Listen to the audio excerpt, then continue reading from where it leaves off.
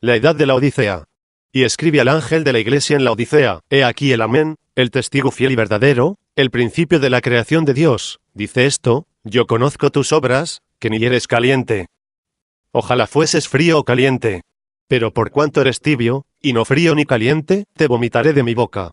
Porque tú dices: yo soy rico, y me he enriquecido, y de ninguna cosa tengo necesidad, y no sabes que tú eres un desventurado, miserable, pobre, ciego y desnudo.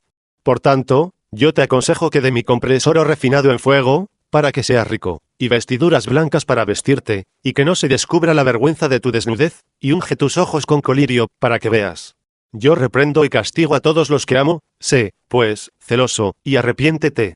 He aquí, yo estoy a la puerta y llamo: si alguno oye mi voz y abre la puerta, entraré a él, y cenaré con él, y él conmigo.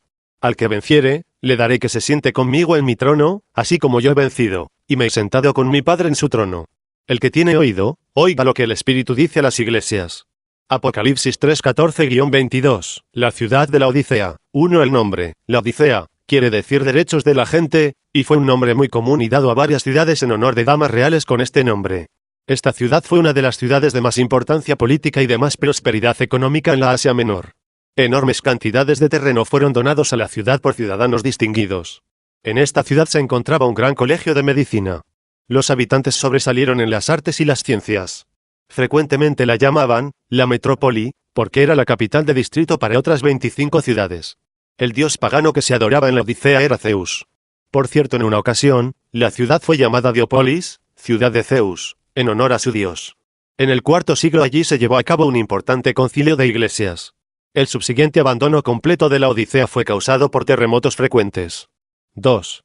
¿Cuán adecuadas fueron las características de esta última edad para representar la edad en que estamos viviendo ahora mismo? Por ejemplo, ellos adoraban un solo dios, Zeus, quien era el mayor y padre de los dioses. Esto pronosticó la base religiosa del siglo XX de un Dios Padre de todos, que da a entender la confraternidad del hombre, y está juntando ahora mismo a los protestantes, católicos, judíos, hindúes, etc., con la intención de que una forma mutua de adoración aumentará nuestro amor, entendimiento, y cuidado del uno para con el otro. Los católicos y los protestantes ahora mismo se están esforzando por obtener esta unión, y en verdad están progresando con el propósito declarado de que todos los demás seguirán. Este mismo pensamiento se dio a conocer en la Organización de las Naciones Unidas cuando los líderes mundiales negaron reconocer cualquier concepto individual de adoración espiritual y más bien recomendaron poner a un lado todos aquellos conceptos distintos, con la esperanza de que todas las religiones se anivelaran a una sola, porque todas anhelan las mismas metas, todas tienen los mismos propósitos, y todas son básicamente correctas. 3. Fíjese en el nombre, la Odisea, los derechos de la gente, o la justicia de la gente. Ha habido una edad como la edad de la Iglesia del siglo XX que ha visto a todas las naciones levantándose y demandando igualdad social y económica. Esta es la edad de los comunistas, en que todos los hombres deben ser iguales, aunque esto solamente existe en teoría.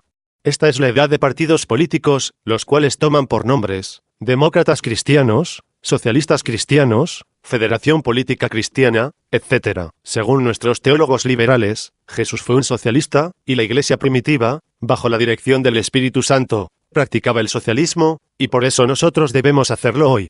4. Cuando la gente de la antigüedad le dio a la metrópoli el nombre de la Odisea, estaban anticipando al mundo con un solo gobierno, el cual ahora estamos poniendo en orden. A medida de que pensamos en aquella ciudad siendo la localidad de un gran concilio eclesiástico, vemos la sombra anticipada del movimiento ecuménico que se está efectuando hoy, en el cual muy pronto veremos juntarse todos los, así llamados, cristianos. En verdad, la Iglesia y el Estado, la religión y la política, se están uniendo. La cizaña está siendo juntada. Dentro de poco el trigo estará listo para el alfolí. 5. Fue una ciudad de terremotos, y tales terremotos por fin la destruyeron. Esta edad terminará con Dios dando una sacudida al mundo entero, que ha ido a cortejar a la gran ramera. No solamente se derrumbarán los sistemas mundiales, sino que la misma tierra será sacudida y luego renovada para el reino milenial de Cristo. 6. La ciudad era rica, tenía muchos habitantes ricos. Fue una ciudad de mucha cultura. La ciencia abundaba. Cuán semejante a hoy. Las iglesias son ricas. La adoración es hermosa y formal, pero a la vez fría y muerta. La cultura y la educación han tomado el lugar de la palabra dada por el Espíritu, y la fe ha sido superada por la ciencia. Todo esto demuestra que el hombre es una víctima del materialismo. 7. En todo atributo, la antigua Laodicea se halla renacida en la edad de la Odisea del siglo XX. Por la misericordia de Dios, Todo aquel que tiene oído para oír, salga de ella para no ser partidario de sus pecados y del juicio inevitable.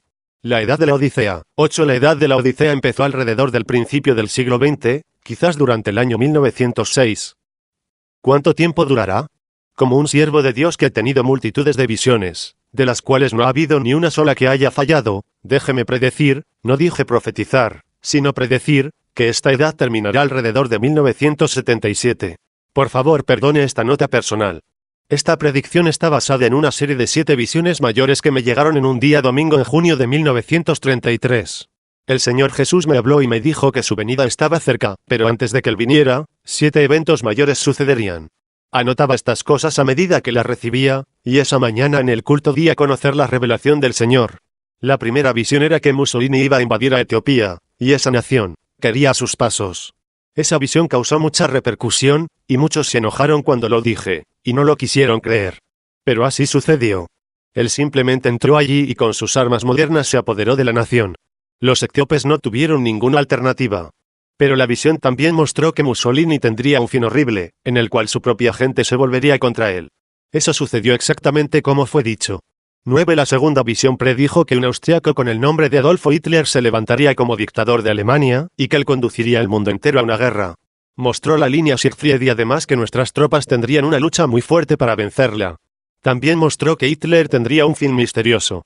La tercera visión fue en el dominio de la política, porque me mostró que habrían 3 grandes ismos, el fascismo, el nazismo, y el comunismo, pero que los 2 primeros serían absorbidos por el tercero.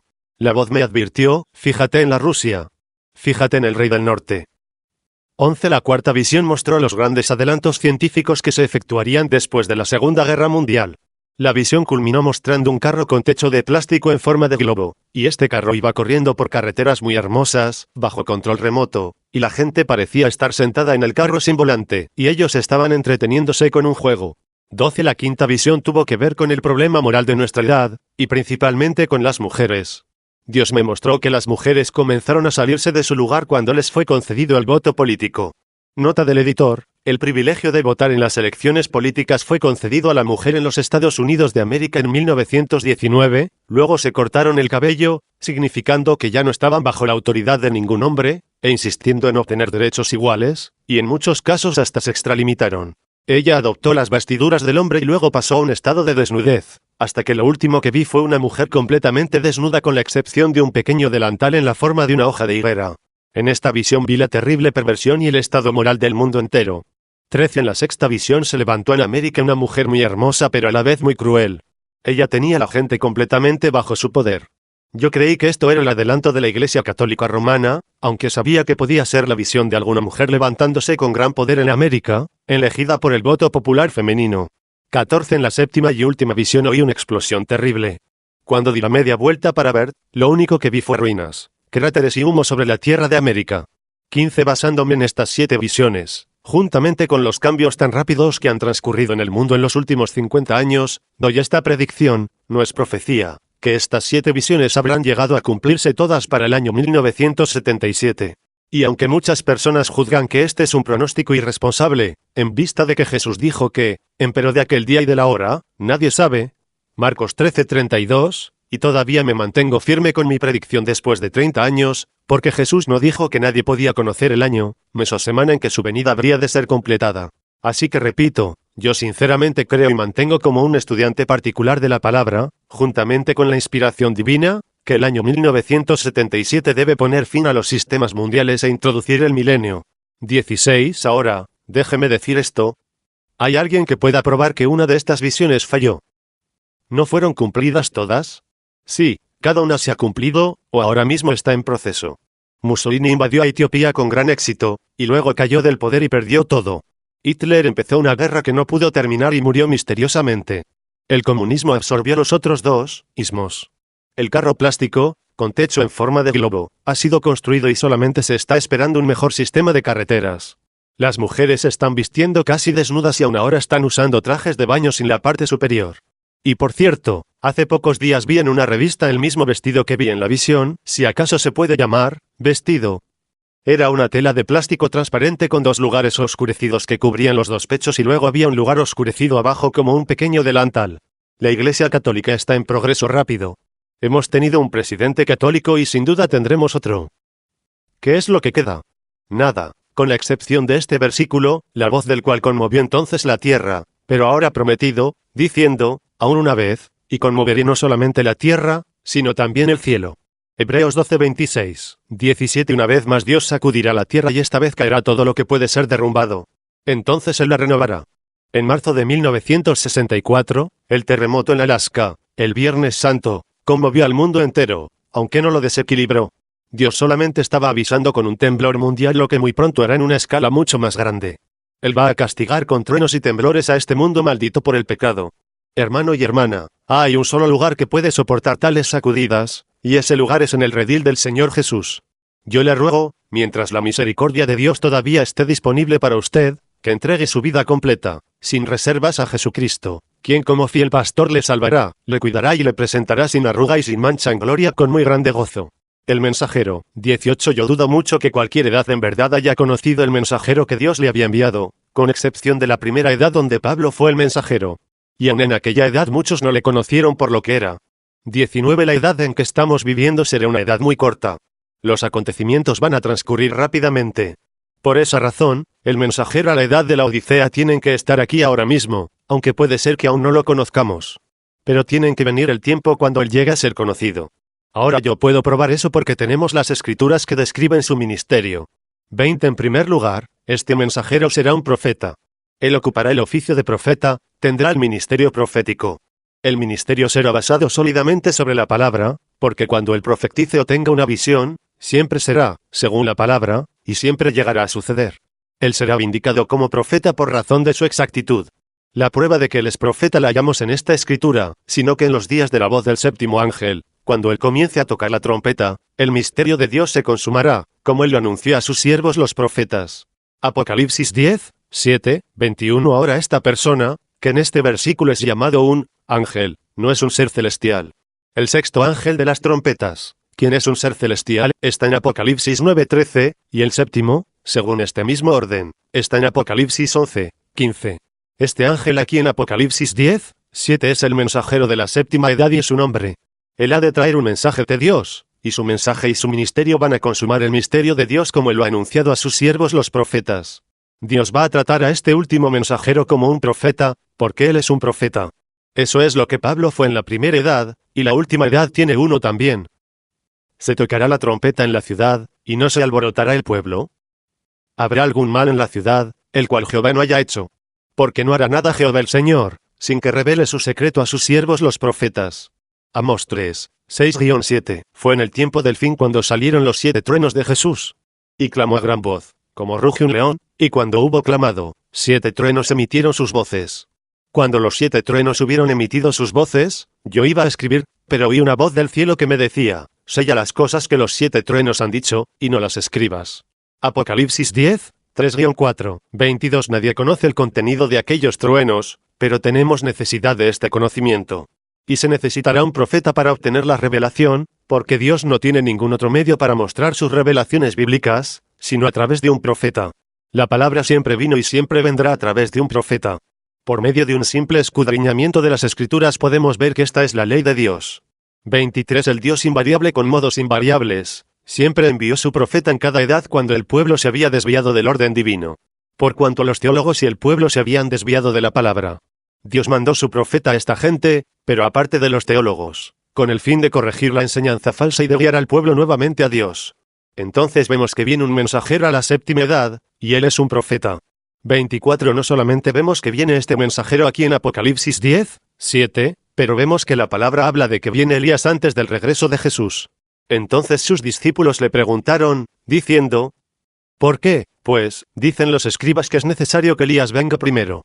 Respondiendo Jesús, les dijo, a la verdad, Elías viene primero, y restaurará todas las cosas. Mateo 17:10-11, 25. Antes de la venida de nuestro Señor, Elías tiene que regresar para efectuar una obra de restauración en la iglesia. Esto es según la Escritura, he aquí, yo os envío el profeta a ellas, antes que venga el día de Jehová, grande y terrible. Él hará volver el corazón de los padres hacia los hijos, y el corazón de los hijos hacia los padres, no sea que yo venga y hiera la tierra con maldición.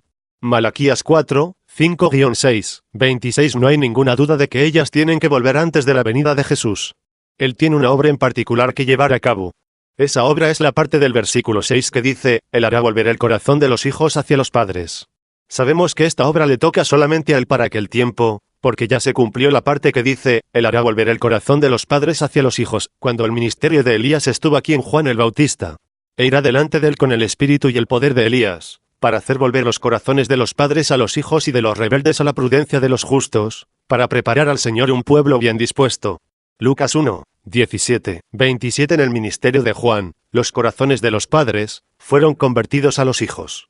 Sabemos eso porque Jesús mismo lo dijo.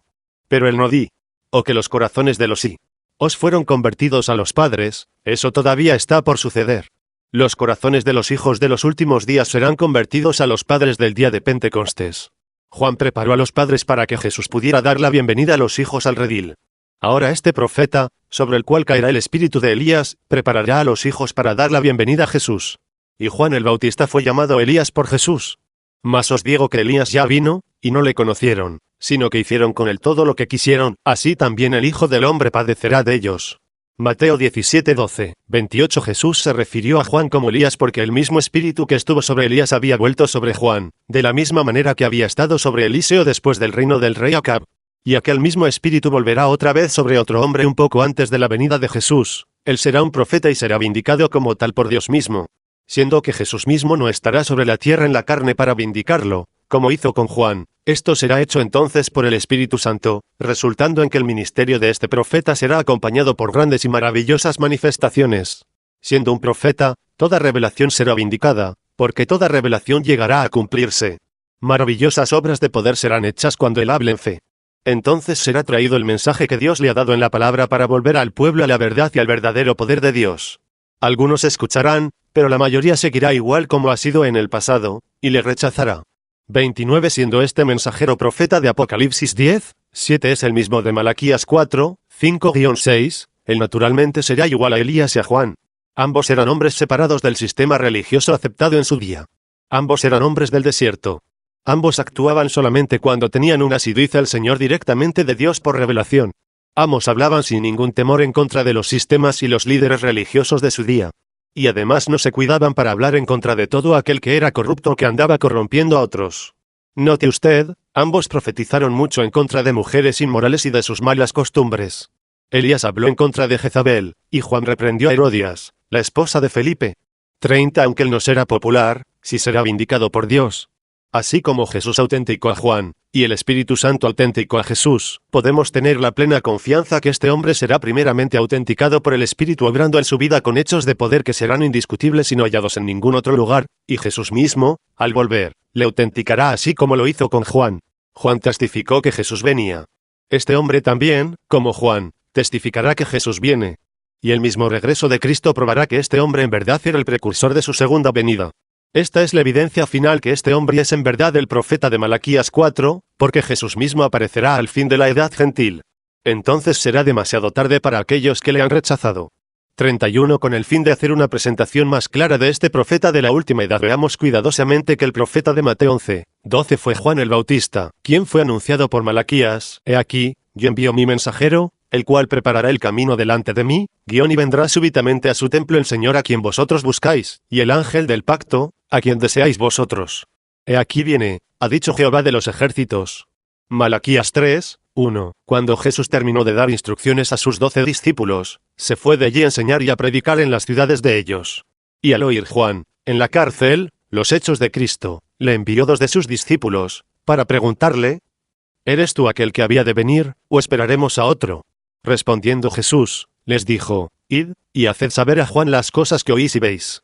Los ciegos ven, los cojos andan, los leprosos son limpiados, los sordos oyen, los muertos son resucitados, y a los pobres es anunciado el Evangelio, y bienaventurado es el que no haya tropiezo en mí. Mientras ellos se iban, comenzó Jesús a decir de Juan a la gente: ¿Qué salasteis a ver al desierto? ¿Una caña sacudida por el viento?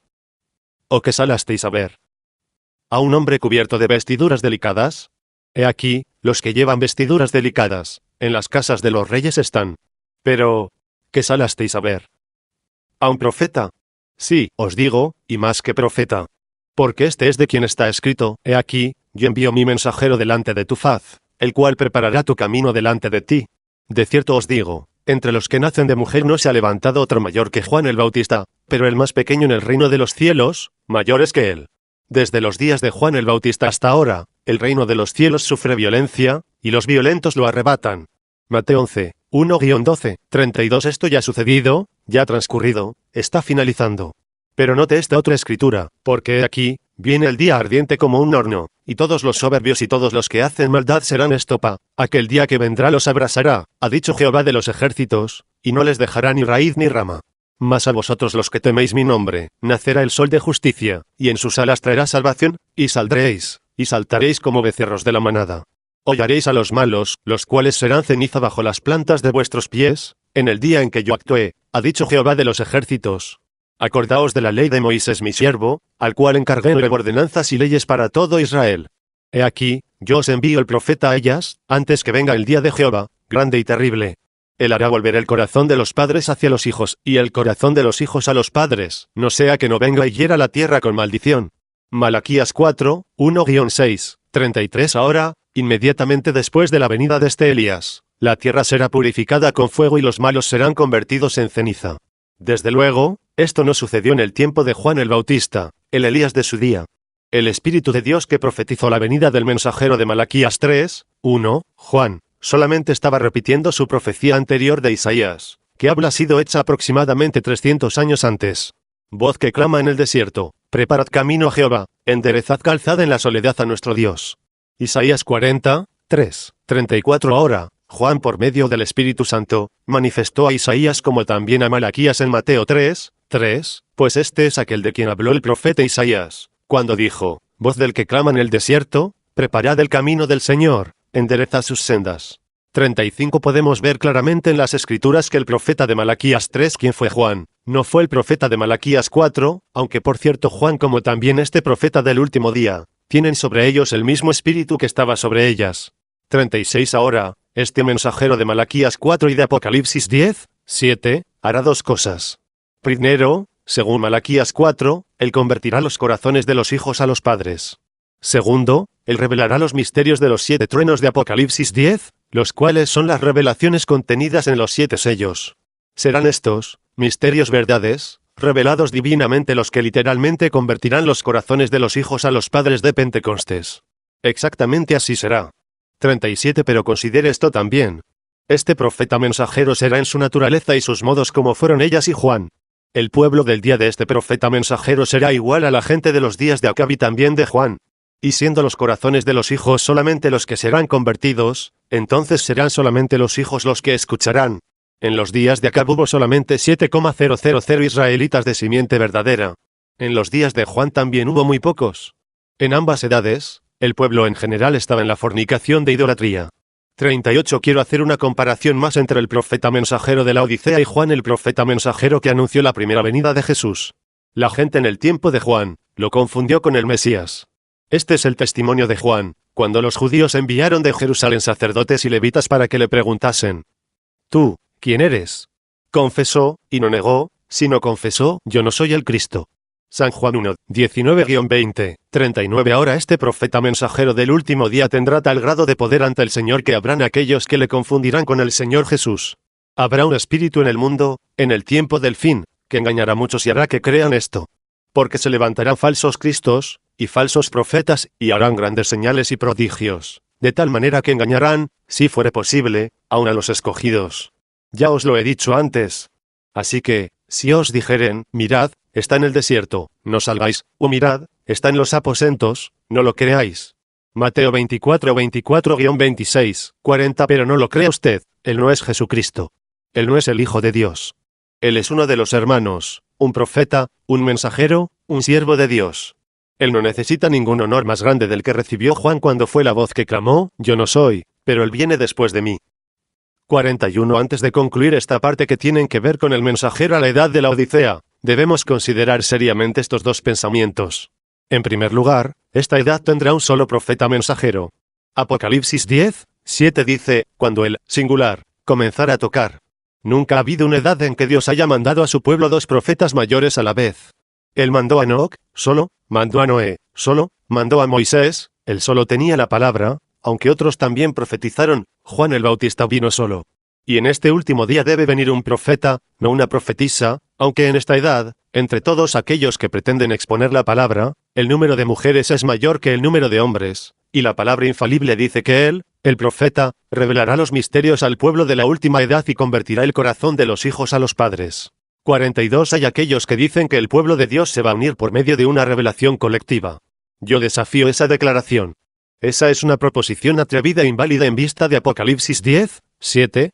Yo no niego que habrá gente en esta última edad que profetizará y que sus ministerios pueden ser y aún serán correctos. No niego que habrán profetas aun como en los días de Pablo, cuando hubo uno llamado Agabo, un profeta, que profetizó que había de haber un gran hambre. Estoy de acuerdo que estas cosas son así, pero, hablando yo, según la evidencia infalible de la palabra, digo que no hay más que un solo profeta mensajero mayor, quien revelará los misterios contenidos en la palabra, y quien a la vez tiene el ministerio para convertir el corazón de los hijos a los padres. 43 Así dice el Señor: permanece por medio de su palabra que no falla, y permanecerá y será vindicada. Hay un profeta mensajero para esta edad. Basándome únicamente en el comportamiento humano, cualquier persona sabe que donde hay mucha gente, aún también hay opiniones divididas tocante a puntos menores de una doctrina mayor en la cual todos concuerdan.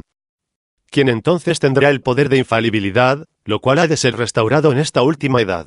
Porque esta última edad volverá a manifestar la novia de la palabra pura. Eso indica que tendremos de nuevo la palabra como fue dada y entendida perfectamente en los días de Pablo. Le voy a decir quién tendrá este poder. Será un profeta tan cabalmente vindicado, o aún más cabalmente vindicado que cualquier otro profeta en todas las edades, desde Enoc hasta hoy, porque este hombre de hecho tendrá el ministerio profético de la piedra que corona, y Dios lo mostrará. Él no necesitará hablar por sí mismo, Dios hablará por él por medio de la voz de la señal. Amén. 44 El segundo pensamiento que debe ser sellado sobre nuestros corazones es que las 7 edades de la Iglesia empezaron con el espíritu de Anticristo como también con el Espíritu Santo, quien debe ser alabado para siempre. Amados, no creáis a todo espíritu, sino probad los espíritus si son de Dios, porque muchos falsos profetas han salido por el mundo. Y Juan 4, 1, 45. Lo vio usted. El espíritu del Anticristo es identificado con los falsos profetas. Las edades empezaron con falsos profetas y así también terminarán. Desde luego, habrá el verdadero falso profeta en el gran sentido de aquel hombre mencionado en Apocalipsis 16:13. Pero por ahora, antes de que él sea revelado, han de aparecer muchos falsos profetas. Entonces, si alguno os dijere, mirad, aquí está el Cristo, o mirad, allí está, no lo creáis. Porque se levantarán falsos cristos y falsos profetas, y harán grandes señales y prodigios, de tal manera que engañarán, si fuere posible, aun a los escogidos. Ya os lo he dicho antes. Así que, si os dijeren, mirad, está en el desierto, no salgáis, o mirad, está en los aposentos, no lo creáis. Mateo 24:23-26. Estos falsos profetas nos son señalados en varias otras escrituras, pero hubo también falsos profetas entre el pueblo, como habrá entre vosotros falsos maestros, que introducirán encubiertamente herejías destructoras, y aun negarán al Señor que los rescató, atrayendo sobre sí mismos destrucción repentina.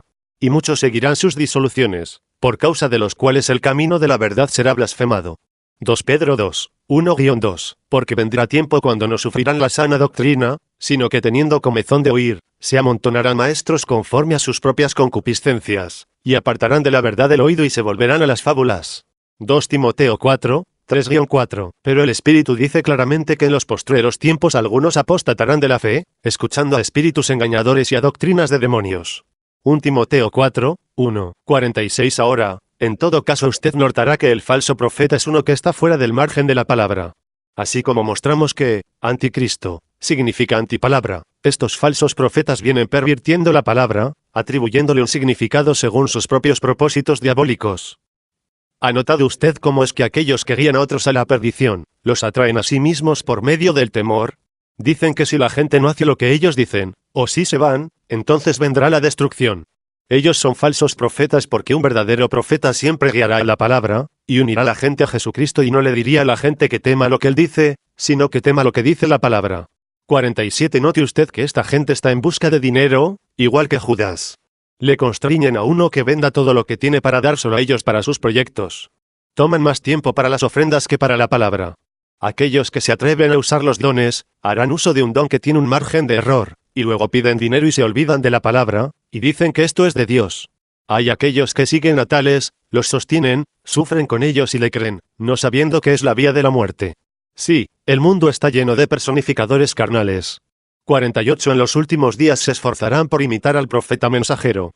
Los 7 hijos de Esceva trataron de imitar a Pablo. Simón el mago trató de imitar a Pedro. Y con estos, sus personificaciones serán carnales. No podrán producir lo que produce el verdadero profeta.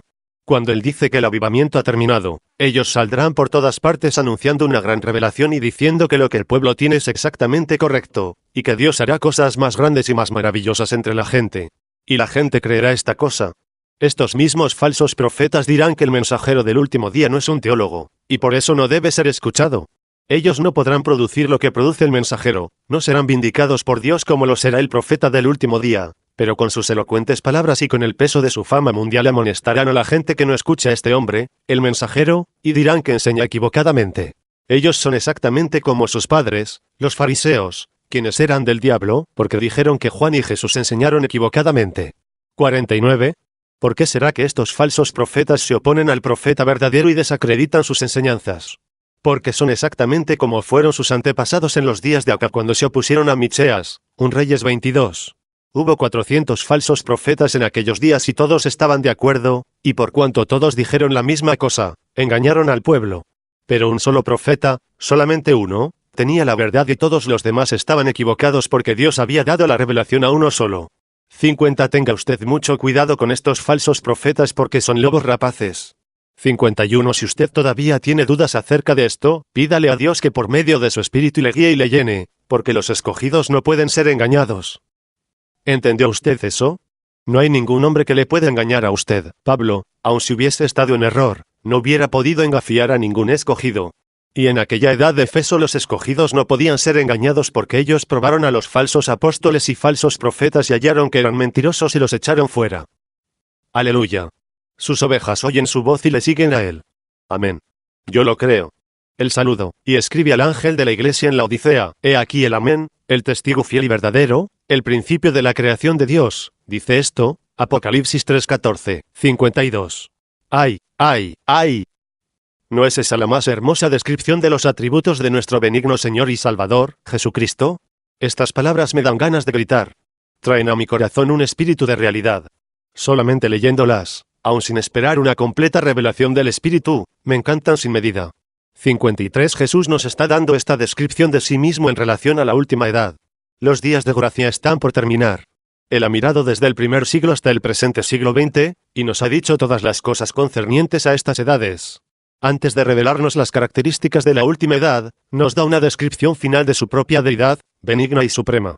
Esta es la revelación coronadora de sí mismo. 54 Así dice el amén. Jesús es el amén de Dios. Jesús es el, así sea, de Dios. Amén significa lo final, significa aprobación, significa promesa prevaleciente, significa promesa que no cambia, significa el sello de Dios. 55 Quiero que se fije bien ahora para que vea algo muy precioso y hermoso. Dije que esta es su revelación del tiempo del fin de sí mismo. Cuando el día de la gracia termine, entonces sigue rápidamente el milenio. ¿Verdad? El que se bendijera en la tierra, en el Dios de verdad se bendecirá, y el que jurar en la tierra, por el Dios de verdad jurará, porque las angustias primeras serán olvidadas, y serán cubiertas de mis ojos. Porque he aquí que yo crearé nuevos cielos y nueva tierra, y de lo primero no habrá memoria, ni más vendrá el pensamiento. Mas os gozaréis y os alegraréis para siempre en las cosas que yo he creado, porque he aquí que yo traigo a Jerusalén alegría, y a su pueblo gozo. Y me alegraré con Jerusalén, y me gozaré con mi pueblo, y nunca más se oirán en ella voz de lloro, ni voz de clamor. Isaías 65, 16-19, 56 Esto se refiere a la nueva Jerusalén. Este es el milenio. Pero al entrar nosotros al milenio, oiga usted lo que él dice acerca de ser un cierto tipo de Dios. Versículo 16, el que se bendijera en la tierra, en el Dios de verdad se bendecirá. Sí, eso es correcto, pero la traducción más correcta es, Dios del amén, en vez de, Dios de verdad.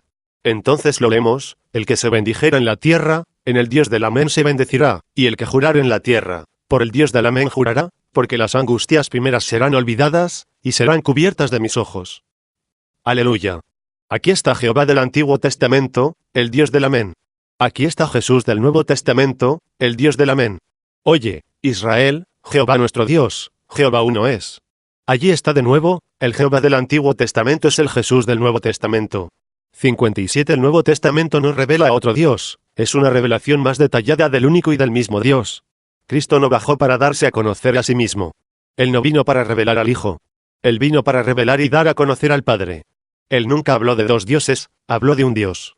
Y ahora en esta última edad, hemos regresado a la revelación coronadora, la revelación más importante de la deidad en la Biblia entera. Jesús es Dios, Él y el Padre uno son, hay un solo Dios, y su nombre es Señor Jesucristo. 58 Él es el Dios del Amén. Él nunca cambia. Lo que Él hace nunca cambia. Él lo habla y así queda. Él lo hace y para siempre es hecho. Nadie puede quitar o agregar a lo que Él dice. Así sea. Amén. Así sea. ¿No está usted contento que sirve a un Dios como este? Usted puede conocer su posición exacta con Él en cualquier momento. Él es el Dios de Amén y no cambiará. 59 He aquí dice el Amén. A mí me gusta eso. Significa que lo que dice es final. Significa que lo que Él dijo a la primera edad y a la segunda edad y a todas las edades acerca de su iglesia verdadera y acerca de la vid falsa, todo es exactamente la verdad y no cambiará. Significa que lo que Él empezó en Génesis, lo completará en Apocalipsis. Tiene que hacerlo así porque Él es el Amén, así sea. Ahora podemos ver nuevamente por qué el diablo odia los libros de Génesis y Apocalipsis. Él odia la verdad. Él sabe que ésta prevalecerá. Él conoce cómo será su fin, y cómo luchan contra de eso. Pero nosotros estamos del lado victorioso. Nosotros, quiero decir con esto solamente los creyentes de su palabra, estamos al lado del Amén. 60 He aquí dice el testigo fiel y verdadero. Ahora quiero mostrarle lo que veo en el pensamiento de fiel. Usted sabe que frecuentemente hablamos de un gran Dios que no cambia, y cuya palabra tampoco cambia. Y cuando hablamos de Él en esta manera, muchas veces nos imaginamos a un Dios muy impersonal. Es como si Dios hizo el universo completo y todas las leyes que pertenecen al universo y luego se alejó y llegó a ser un Dios impersonal. Es como si Dios hizo una vía de salvación para la humanidad perdida, esa vía siendo la cruz, y cuando la muerte de Cristo fue la propiciación por nuestros pecados, y su resurrección nos dio una puerta abierta a su presencia, Dios simplemente se cruzó los brazos y se hizo a un lado. Es como si pusiésemos gran importancia en creer en Él como el gran creador, quien habiendo creado todo perdió el interés personal en su creación. Ahora yo digo que así es como mucha gente es capaz de pensar. Pero esos son pensamientos equivocados porque Dios está gobernando en los asuntos de los hombres ahora mismo. Él es tanto el creador como el sostenedor. Porque en Él fueron creadas todas las cosas, las que hay en los cielos y las que hay en la tierra, visibles e invisibles, sean tronos, sean dominios, sean principados, sean potestades, todo fue creado por medio de Él y para Él. Y Él es antes de todas las cosas, y todas las cosas en Él subsisten. Colosenses 1, 16-17, 61 Él es un Dios soberano. Por medio de su propio consejo Él determinó el plan de salvación de sus propios escogidos, a quienes conoció anticipadamente. El Hijo murió en la cruz para establecer el medio de salvación, y el Espíritu Santo con diligencia ejecuta la voluntad del Padre. Él está obrando todas las cosas en este mismo momento según el propósito de su propia voluntad. Él está en medio de todo. Él está en medio de su iglesia.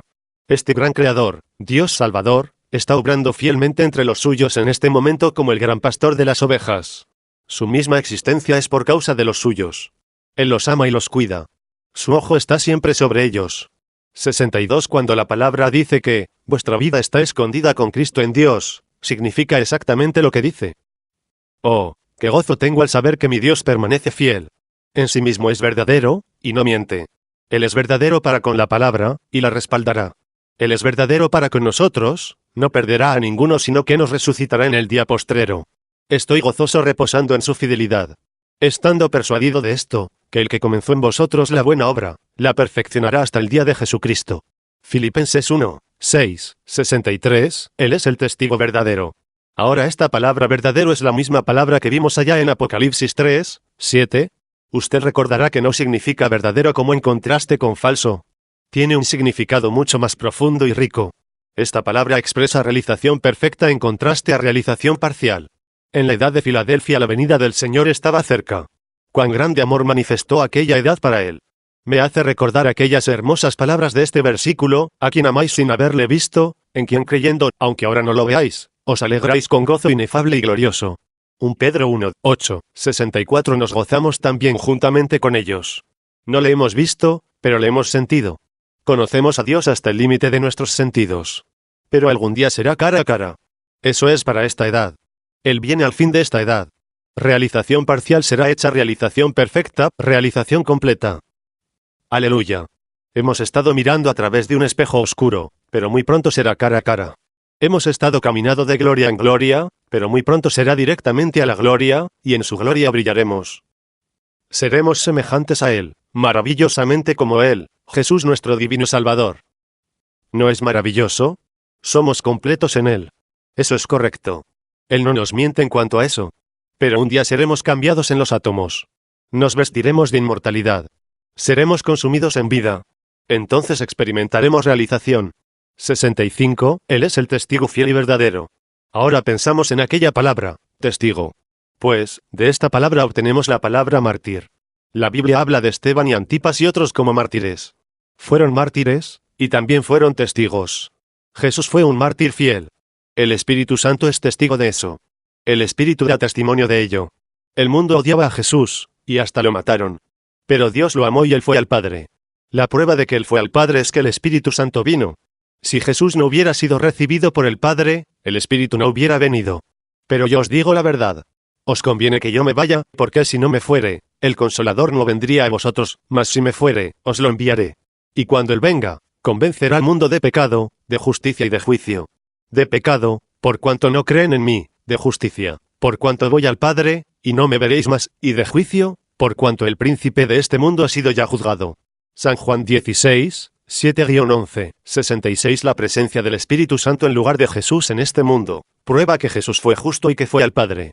Pero la Biblia también dice en San Juan 14, 18, no os dejaré huérfanos, vendré a vosotros. Él mandó al Consolador. Él era el Consolador. Él volvió en forma de Espíritu sobre la Iglesia verdadera. Él es el testigo fiel y verdadero en medio de la Iglesia. Pero algún día volverá otra vez en forma de carne. Entonces probará quién es el único ser poderoso y sabio, es Él, Cristo Jesús el Señor de la Gloria, el testigo fiel y verdadero, creador y sustentador, realización perfecta, el Amén de Dios. Oh, cuánto le amo, cuánto le adora, Jesús el Hijo de Dios. Quiero finalizar mis pensamientos sobre esta parte del saludo con estas palabras. Mas, como Dios es fiel, nuestra palabra a vosotros no es sino. Porque el Hijo de Dios, Jesucristo, que entre vosotros ha sido predicado por nosotros, por mí, Silvano y Timoteo, no ha sido sí y no, mas ha sido sí en él, porque todas las promesas de Dios son en el sí y en el amén, por medio de nosotros, para la gloria de Dios. Y el que nos confirma con vosotros en Cristo, y el que nos ungió, es Dios, el cual también nos ha sellado, y nos ha dado las arras del Espíritu en nuestros corazones. 2 Corintios 1, 18-22, 67, el principio de la creación de Dios. Esto es lo que el Señor Jesús dice que Él es. Pero estas palabras no significan exactamente como nos suenan. Tomándolas así como suenan ha dado la idea a multitudes de personas que Jesús fue la primera creación de Dios, y así dando a entender que Él fuera algo menos que la deidad. Luego esta primera creación creó todo el universo y su contenido. Pero eso no es correcto. Usted bien sabe que eso no concuerda con el resto de la Biblia. Las palabras son, Él es aquel que da principio o más bien el autor de la creación de Dios. Ahora, sabemos ya por cierto que Jesús es Dios, Dios mismo. Él es el Creador. Todas las cosas por Él fueron hechas, y sin Él nada de lo que ha sido hecho, fue hecho. San Juan 1, 3. En el principio creó Dios los cielos y la tierra. Génesis 1, 1. Porque en 6 días hizo Jehová los cielos y la tierra, el mar, y todas las cosas que en ellos hay, y reposó en el séptimo día, por tanto, Jehová bendijo el día de reposo y lo santificó. Éxodo 20, 11, 68. Ve usted. Ya no hay ninguna duda de que Él es el Creador. Él fue el creador de una completa creación física. 69. Ciertamente ahora podemos entender el significado de estas palabras. Al tener cualquier otra interpretación significaría que Dios creó a Dios. ¿Cómo podría Dios ser creado cuando Él mismo es el creador? 70. Pero ahora está aquí en medio de la Iglesia. Mientras está aquí en esta última edad, revelándonos quién es. Él dice de sí mismo que es el autor de la creación de Dios. Esta es otra creación. Esto tiene que ver con la Iglesia. Esta es una designación especial de sí mismo. Él es el creador de aquella Iglesia. El esposo celestial creó su propia novia. 71. Como el Espíritu de Dios, Él bajó y creó en la Virgen María las células de las cuales nació su cuerpo. Repitiendo, Él creó las mismas células para aquel cuerpo en el vientre de María. No era suficiente que el Espíritu Santo simplemente diera vida a una pequeña célula humana suplida por María. Eso sería el hombre pecaminoso produciendo un cuerpo. Eso no hubiera producido Él, postrer Adán. Y Corintios 15:45. De Él fue dicho, mas me preparaste, Hablando del Padre, cuerpo. Dios proveyó aquel cuerpo, María no lo proveyó. María fue la incubadora humana, y ella cargó aquel ser santo y lo trajo a nacimiento. Fue un Dios hombre, tanto Dios como hombre. Él fue el Hijo de Dios. Él era de la nueva creación. Dios y el hombre se encontraron y se juntaron, Él fue el primero de esta nueva raza. Él encabeza esta raza nueva. Y Él es la cabeza del cuerpo que es la Iglesia, el que es el principio, el primogénito de entre los muertos, para que en todo tenga la preeminencia. Colosenses 1:18. De modo que si alguno está en Cristo, nueva criatura es, las cosas viejas pasaron, he aquí todas son hechas nuevas. 2 Corintios 5:17, 72. Aquí podemos ver que aunque el hombre fue de la creación o el orden antiguo, ahora en unión con Cristo, ha llegado a ser la nueva creación de Dios. Porque somos hechura suya, creados en Cristo Jesús para buenas obras, las cuales Dios preparó de antemano para que anduviésemos en ellas. Efesios 2:1-0. Y vestidos del nuevo hombre, creado según Dios en la justicia y santidad de la verdad. Efesios 4:24, 73. Esta nueva creación no es la creación vieja hecha de nuevo. Si fuera así, entonces no se podría decir que es la creación nueva. La nueva creación es exactamente lo que es. Es otra creación distinta y aparte de la antigua. Ya no está obrando por medios carnales. Así fue como obró con Israel. Él escogió a Abraham y la simiente de Abraham a través de la línea piadosa de Isaac. 74. Pero ahora él ha decretado una creación nueva, de todo parentesco, tribu y nación. Él es el primero de esta creación. Él fue Dios creado en la forma de hombre.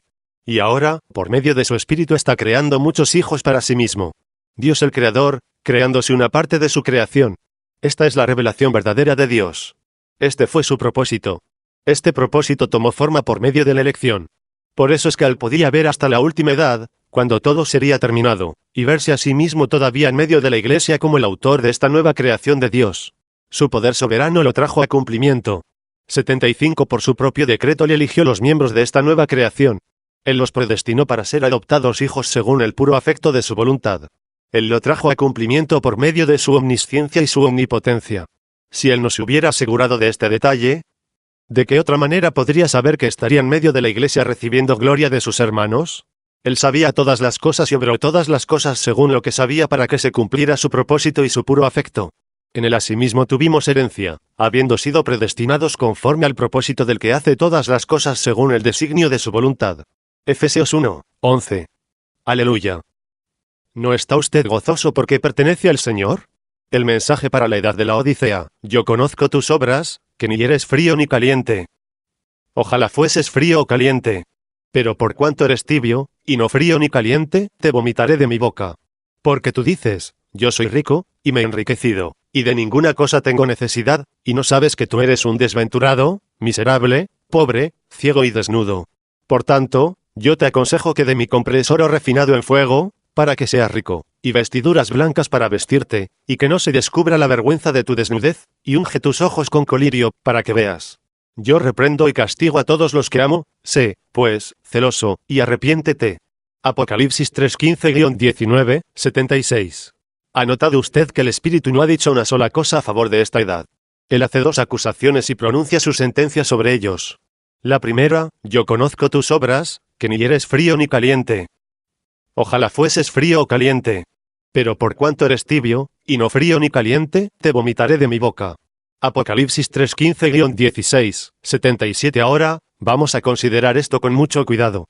Aquí dice que esta gente de la iglesia de la edad de la Odisea está tibia.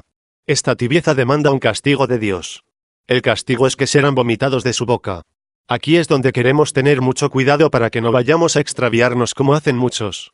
Dicen imprudentemente que Dios puede vomitar a uno de su boca, y por lo tanto eso prueba que no hay ninguna verdad en la doctrina de la perseverancia de los santos. 78. En este punto quiero corregir su modo de pensar.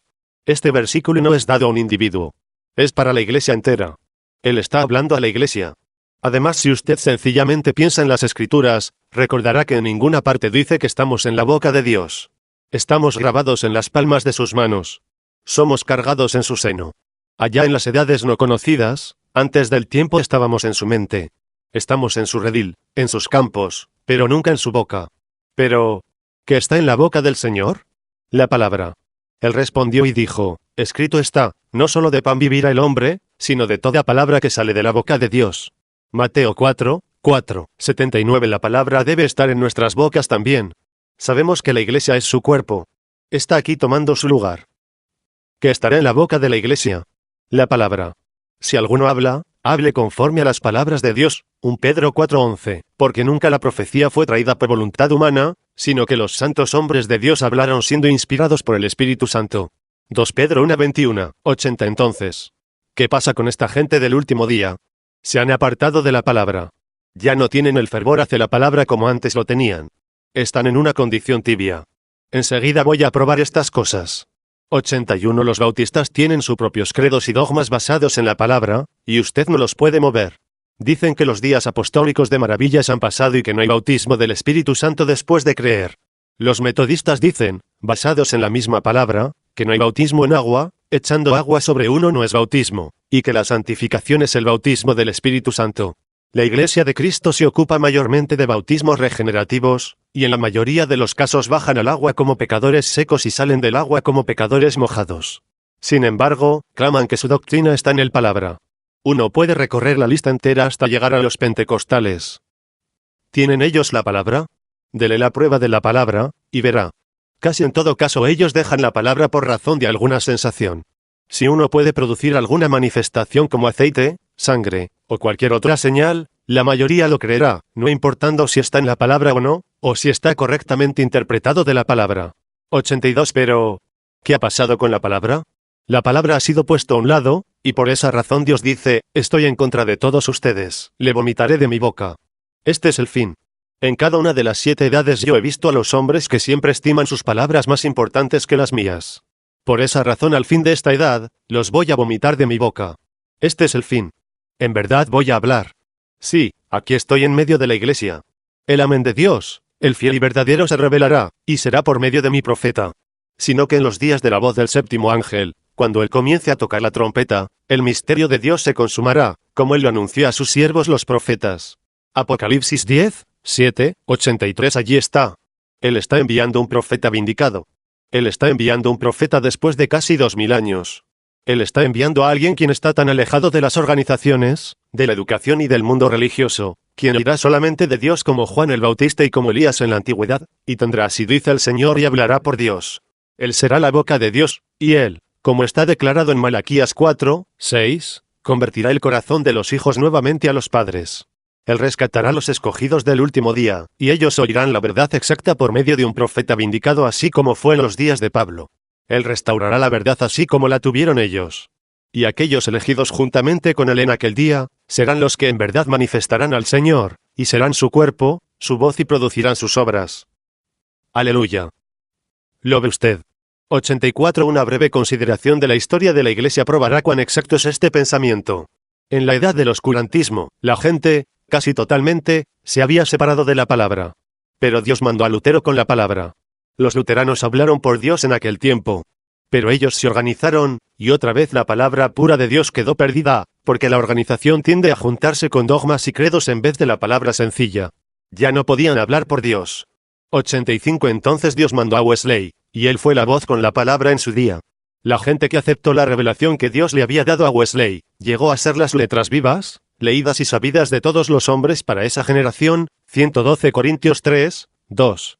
Cuando los metodistas fracasaron, Dios levantó a otros, y así ha continuado a través de los años, hasta que en este último día hay nuevamente una gente en la tierra, que bajo su mensajero, será la voz final en la última edad. 86. Sí, Señor. La iglesia ya no es la boca de Dios. Es más bien su propia boca. Por eso Dios está volviéndose en contra de ella. Él la confundirá por medio del profeta y la novia, porque la voz de Dios estará en ella, la novia. Sí, porque dice en Apocalipsis 22, 17, y el espíritu y la esposa dicen, ven. Una vez más el mundo oirá directamente de Dios como fue en el día de Pentecostés, pero desde luego, aquella novia de la palabra será repudiada como fue también en la primera edad. 87. Ahora, el aclamado a esta edad, ustedes. Tienen la palabra, tienen Biblias como nunca han tenido, pero no están haciendo nada con la palabra, excepto de que están dividiéndola y haciéndola pedazos, tomando lo que quieren y dejando lo que no quieren. No tienen ningún interés en vivirla, solamente en discutirla. Quisiera más bien que fueran fríos o calientes. Si fueran fríos y la rechazaran, yo podría aguantar eso. Si fueran ardientes hasta el punto de volverse al rojo vivo como el hierro ardiente, y conocieran su verdad y vivieran, yo les alabaría por eso. Pero cuando toman mi palabra y no la honran, de hecho, Yo tengo que rehusar honrarles a ustedes. Yo los vomitaré de mi boca porque me producen náuseas. 88 Ahora, cualquiera sabe que el agua tibia descompone el estómago. Si usted necesita un vomitivo, el agua tibia es lo mejor que hay para eso. Una iglesia tibia ha causado náuseas a Dios, y Él ha declarado que la vomitará. Nos hace recordar cómo se sintió Él antes del diluvio. 89. Ojalá que la iglesia fuese fría o caliente. Lo más deseable es que fuese ardiente. Pero no es. La sentencia ha sido decretada. Ella ya no es la voz de Dios para el mundo. Ella seguirá diciendo que es, pero Dios ha dicho lo contrario. 90 Dios todavía tiene una voz para la gente del mundo, como ha dado una voz a la novia. Esa voz está en la novia como ya hemos dicho, y veremos eso más adelante en una forma más detallada. Pero ahora, la segunda sentencia, porque tú dices, yo soy rico, y me he enriquecido, y de ninguna cosa tengo necesidad, y no sabes que tú eres un desventurado, miserable, pobre, ciego y desnudo. Por tanto, yo te aconsejo que de mí compres oro refinado en fuego, para que seas rico, y vestiduras blancas para vestirte, y que no se descubra la vergüenza de tu desnudez, y unge tus ojos con colirio, para que veas. Apocalipsis 3:17-18, 91 Ahora, fíjese bien en la primera frase del primer versículo, porque tú dices. Ve usted. Ellos estaban hablando, y estaban hablando como la boca de Dios. Esto prueba exactamente lo que dije que significaban los versículos 16 y 17. Y aun cuando ellos lo digan, eso no significa que sea correcto. La Iglesia Católica dice que ella habla por Dios, afirmando que ella es la voz asegurada de Dios. Pero lo que yo no puedo comprender es cómo una gente puede ser tan malvada espiritualmente. Pero ellos producen según la simiente que tienen por dentro, y nosotros ya sabemos de dónde vino aquella simiente. ¿Verdad? 92 La iglesia de la Odisea está diciendo, yo soy rico y estoy enriquecido y no tengo necesidad de ninguna cosa. Esa fue la opinión de sí misma. Ella se miró a sí misma, eso es lo que vio. Dijo, soy rica, significando que es muy próspera en los bienes de este mundo. Ella se está jactando, no obstante lo que dice Santiago, hermanos míos amados, oíd. No ha elegido Dios a los pobres de este mundo, para que sean ricos en fe y herederos del reino que ha prometido a los que le aman. Pero vosotros habéis afrentado al pobre. No os oprimen los ricos, y no son ellos los mismos que os arrastran a los tribunales. ¿No blasfeman ellos el buen nombre que fue invocado sobre vosotros? Santiago 2, 5-7, 93 Ahora, yo no estoy diciendo con esto que una persona rica no puede ser espiritual, pero todos sabemos que la palabra dice que muy pocos ricos lo son. Son los pobres que predominan en el cuerpo de la iglesia verdadera. Ahora, si la iglesia llega a una condición muy próspera, entonces sabemos una sola cosa, Ichabod, ha sido escrito sobre sus puertas. Usted no puede negar eso porque es la palabra. 94 Ahora, en cuanto a riquezas en la iglesia, jamás ha habido tal grado de prosperidad como ahora. Los santuarios hermosos abundan más que nunca. Los diferentes grupos contienden entre sí para ver quién puede construir el edificio más grande y más hermoso. 95 Edifican centros de educación valorados en millones y millones, y aquellos edificios solamente se utilizan 1 o 2 horas a la semana. Ahora eso no sería una cosa tan terrible. Lo peor es que esperan que este tiempo tan corto que los niños dedican al estudio de la palabra en la planta de educación, de alguna manera tome el lugar de las horas de estudio que deben recibir en el hogar. 96 El dinero ha caído en manos de la iglesia tan abundantemente que diferentes denominaciones son dueñas de acciones y mercancías disponibles, fábricas, pozos petroleros y compañías de seguros. Han puesto mucho dinero en fondos de bienestar y retiro. Ahora esto suena muy bien, pero ha llegado a ser una especie de trampa para los ministros, porque si ellos deciden salirse de su grupo para buscar más luz o más amor de Dios, pierden su pensión de retiro. La mayoría no pueden aguantar tal pérdida y se quedan con sus grupos bajo esa presión. 97 No olvide que esta es la última edad.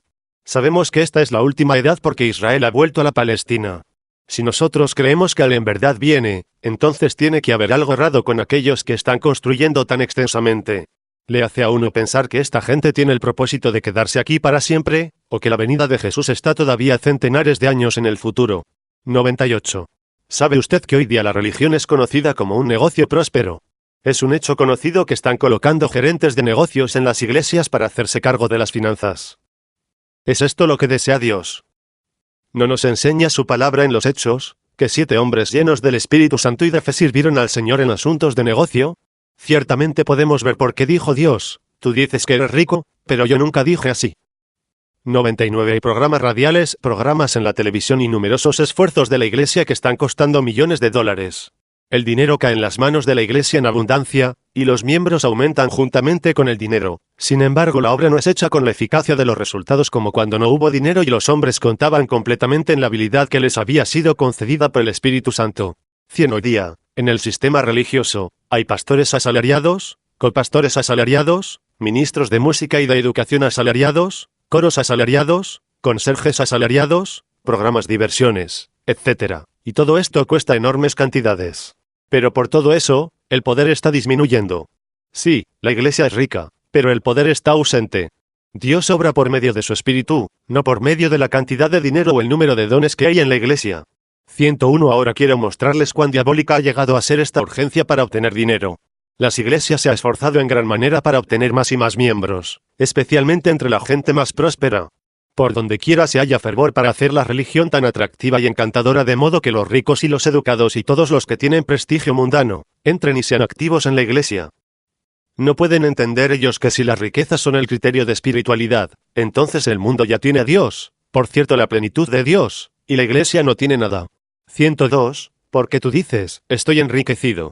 Esto quiere decir literalmente, tengo riquezas espirituales.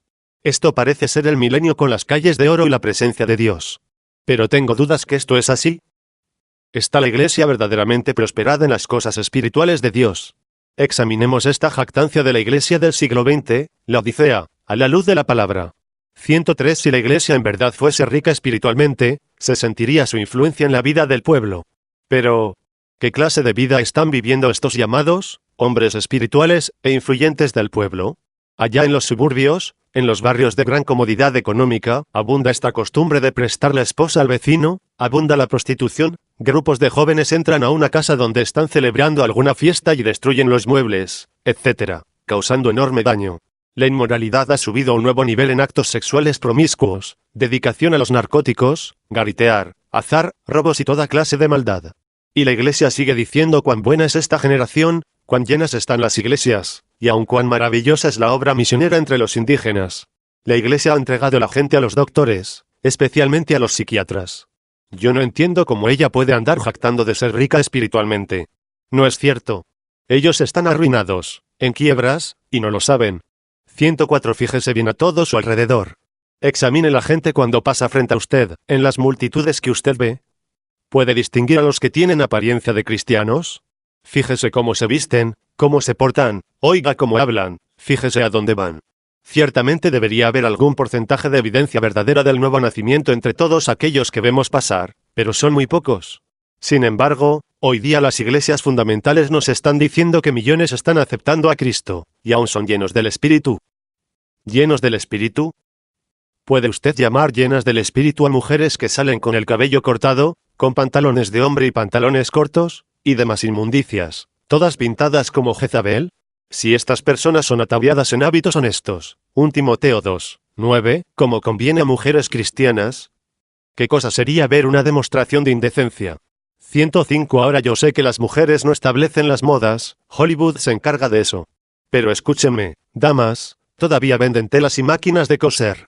Ustedes no tienen que comprar los vestidos que venden en las tiendas y luego usar eso como pretexto. Esto a que estamos entrando es un asunto gravemente serio. ¿No ha leído usted en la Escritura que cuando un hombre mira a una mujer para codiciar y ya adulteró con ella en su corazón? ¿Qué tal si usted se viste de tal manera para causar eso? Entonces usted es la compañera de él en el pecado, aunque usted esté absolutamente ignorante del asunto, siendo una virgen completamente libre de tales deseos. Sin embargo, Dios la hará responsable, y usted será juzgada. 106 Ahora, yo sé que a ustedes las damas no les gusta esta clase de predicación, pero hermana, usted está completamente equivocada en lo que está haciendo. La Biblia le prohíbe cortarse el cabello. Dios dio el cabello como cubierta, 1 Corintios 11. Él mandó que usted usara el cabello largo, es su gloria. Cuando usted se cortó el cabello, dio a conocer con eso que dejó de estar bajo la potestad de su esposo. Como Eva, usted salió y se fue por su propia cuenta. Obtuvo el voto. Se apoderó del empleo del hombre. Dejó su posición de mujer. Usted debe arrepentirse y volver a Dios. 107 Y como si todo esto no fuera suficiente mal, muchas de ustedes fueron de la idea y la opinión de que podían invadir los púlpitos y las oficinas de las iglesias, cargos que Dios reservó para hombres y solamente para hombres. Oh, allí viene un punto muy delicado. ¿Verdad? Pues muéstreme una sola escritura en la Biblia donde Dios ordenó a una mujer que predicara o que tomara una posición de autoridad sobre el hombre, y entonces yo lo pediré a usted que me perdone por lo que he dicho. Pero usted no puede hallar error en lo que he dicho. Estoy correcto porque estoy parado con la palabra y en la palabra. Si usted fuera rico espiritualmente, sabría que eso es correcto. No hay nada verdadero, sino la palabra de Dios. Pablo dijo, ¿por qué no permito a la mujer enseñar, ni ejercer dominio sobre el hombre, sino estar en silencio? 1 Timoteo 2:12, 108. Es imposible que usted se identifique en uno de los ministerios de Efesios 4, 1, y a la vez no tomar autoridad sobre los hombres. Hermana, le conviene escuchar la palabra. No fue el Espíritu de Dios manifestado en una vida llena del Espíritu, que le dijo a usted que fuera a predicar, porque el Espíritu y la palabra son uno, ambos dicen la misma cosa. Alguien erró, alguien fue engañado. Despierte antes de que sea demasiado tarde. Satanás engañó a Eva, su madre, ahora está engañando a las hijas. Que Dios le ayude. 109. No tengo necesidad de ninguna cosa. Ahora, cuando alguien dice, no tengo necesidad de ninguna cosa, podría significar con eso que lo tiene todo, o también, no quiero más porque estoy lleno. Uno puede expresar esta idea de cualquier manera y el resultado es el mismo, que la iglesia está satisfecha y complacida. Cero piensa que lo tiene todo, o que tiene suficiente. Y eso es exactamente lo que hallamos hoy día. ¿Cuál de las denominaciones no está afirmando que ella solamente tiene la revelación y el poder y la verdad? Escuche a los bautistas, ellos lo tienen todo. Escuche a los metodistas, ellos también lo tienen todo. Escuche a la Iglesia de Cristo, y todos menos ellos están en error. Escuche a los pentecostales, y ellos tienen la plenitud de la plenitud. 110. Ahora todos ellos saben que yo estoy diciendo la verdad porque ninguno de sus manuales dice lo contrario. Lo escribieron todo tan elocuentemente, y firmaron sus nombres y lo concluyeron. Según ellos, Dios no tiene más. Y hay aquellos quienes no quieren más. No creen en sanidad y no la desean, aunque está en la palabra. Hay aquellos quienes no aceptarían el Espíritu Santo aun si Dios abriera los cielos y les mostrara una señal. 111. Ahora, todos están diciendo y están tratando de probar que lo tienen todo, o que tienen suficiente. Pero, es la verdad. Compare esta iglesia del siglo XX con aquella del primer siglo. Hágalo. ¿Dónde está el poder? ¿Dónde está el amor? ¿Dónde está la iglesia purificada que resistió al pecado y que caminó con fe hacia Jesús? ¿Dónde está la unidad? No está. Si esta iglesia tiene todo lo que necesita, entonces, porque estaban clamando y rogando por más de Dios en el libro de los Hechos como si no lo tenían todo, y sin embargo, tenían mucho más de lo que tienen hoy. El diagnóstico de Dios. 112. Lo que Dios vio fue completamente diferente a lo que ellos dijeron que vieron. Ellos dijeron que estaban enriquecidos en bienes materiales y ricos espiritualmente, habían llegado a la meta. No tenían necesidad de ninguna cosa. Pero Dios los vio de otra manera. Él dijo, ustedes no lo saben, pero son unos desventurados, miserables, pobres, ciegos y desnudos. Cuando una gente se encuentra en esta condición, especialmente desnudo y no lo sabe, tiene que haber algo radicalmente equivocado. Seguramente algo debe estar sucediendo. ¿No será que Dios les ha cegado los ojos como hizo con los judíos? ¿Estará volviendo el evangelio a los judíos? ¿Estará repitiéndose la historia? Yo digo que sí. 113. Dios dice que la iglesia de la Odisea es un desventurado. Esta palabra viene de dos palabras griegas que significan aguantar y prueba. Y esto no tiene nada que ver con las pruebas que llegan a un verdadero cristiano, porque Dios, hablando de un cristiano en tiempo de prueba, dice que es bienaventurado, y su disposición es gozo, mientras que esta definición es expresada como desventurado y miserable. 114. Cuán raro en esta edad de abundancia, en esta edad de progreso. ¿Cómo puede haber pruebas? Pues en verdad es raro, pero en esta edad de abundancia y oportunidad, cuando todos tienen tanto y hay tanto más para obtener, y con todos los inventos que hacen el trabajo para nosotros, y tantas cosas para divertirnos y darnos placer, hallamos a las enfermedades mentales apoderándose de la gente a tal grado que la nación está alarmada. Cuando todos debieran estar contentos, no teniendo en verdad nada por lo cual estar tristes, millones y millones están tomando sedativos, calmantes, al acostarse en la noche, y al levantarse en la mañana toman medicina para aumentar el ánimo, están corriendo con frecuencia al médico, están entrando a las instituciones mentales, y con alcohol tratan de ahogar temores que ni aún conocen. 115. Sí, esta edad se jacta de sus enormes almacenes de bienes mundanos, pero la gente tiene menos felicidad. Esta edad se jacta de sus logros espirituales, pero la gente tiene menos confianza y seguridad. Esta edad se jacta de que tiene mejores valores morales y es la más corrupta que cualquier otra edad desde el diluvio. En esta edad hablan del conocimiento y de la ciencia, pero están perdiendo la batalla por todos lados, porque la mente y el espíritu y el alma humana no pueden comprender ni mantenerse al tanto de los cambios que han venido sobre la Tierra. En una sola generación hemos avanzado desde la edad del caballo hasta la edad del espacio, y esto nos da mucho orgullo. Pero por dentro está una caverna oscura y vacía que está clamando en tormento, y sin razón conocida. El corazón del hombre está fallando por el temor, y el mundo está tan oscurecido que esta edad bien pudiera llamarse la edad de los neuróticos. Esta edad se jacta, pero no puede respaldar sus jactancias. Claman, paz, pero no hay paz. Dicen que tienen abundancia de todas las cosas, pero siguen ardiendo con el deseo de obtener como un fuego que nunca se satisface.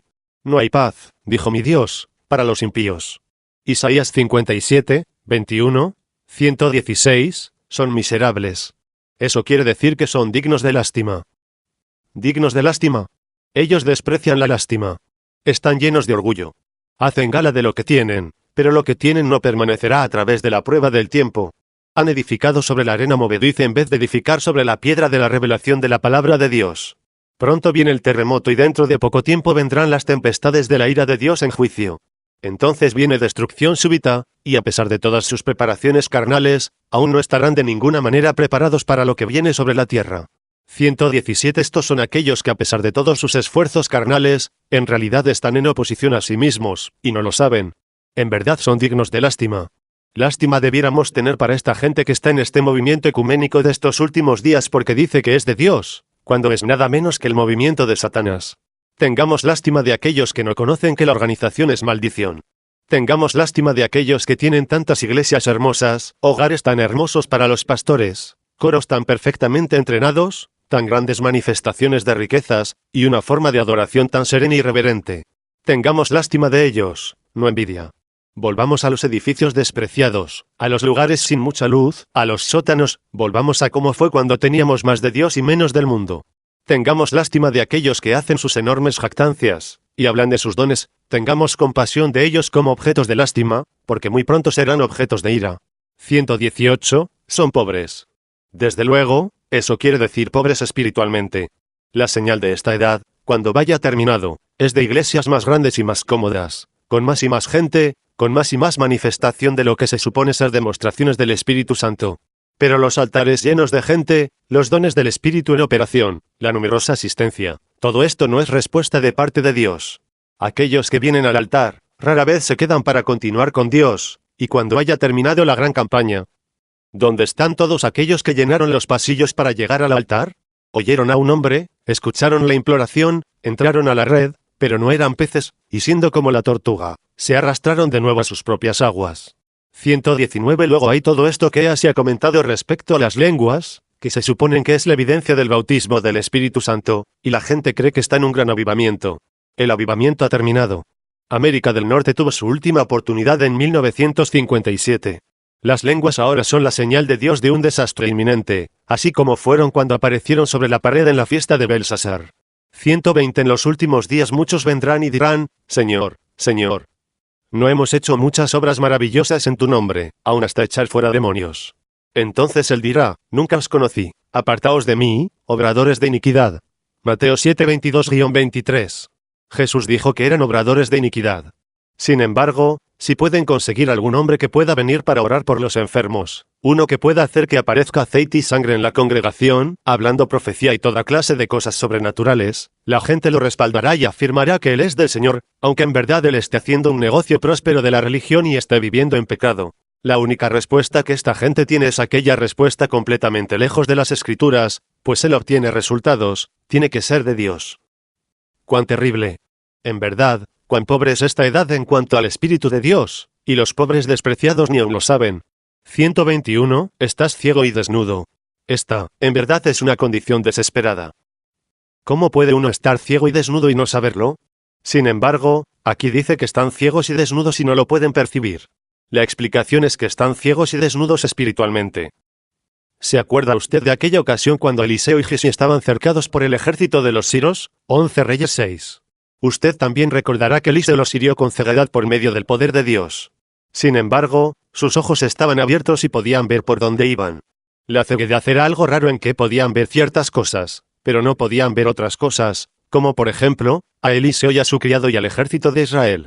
Lo que este ejército podía ver de nada les servía. Lo que no podían ver causó su cautividad.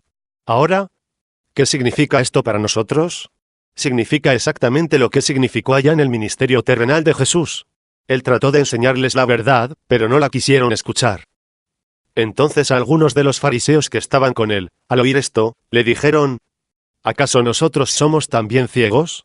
Jesús les respondió: si fuerais ciegos, no tendríais pecado, mas ahora, porque decís, vemos, vuestro pecado permanece.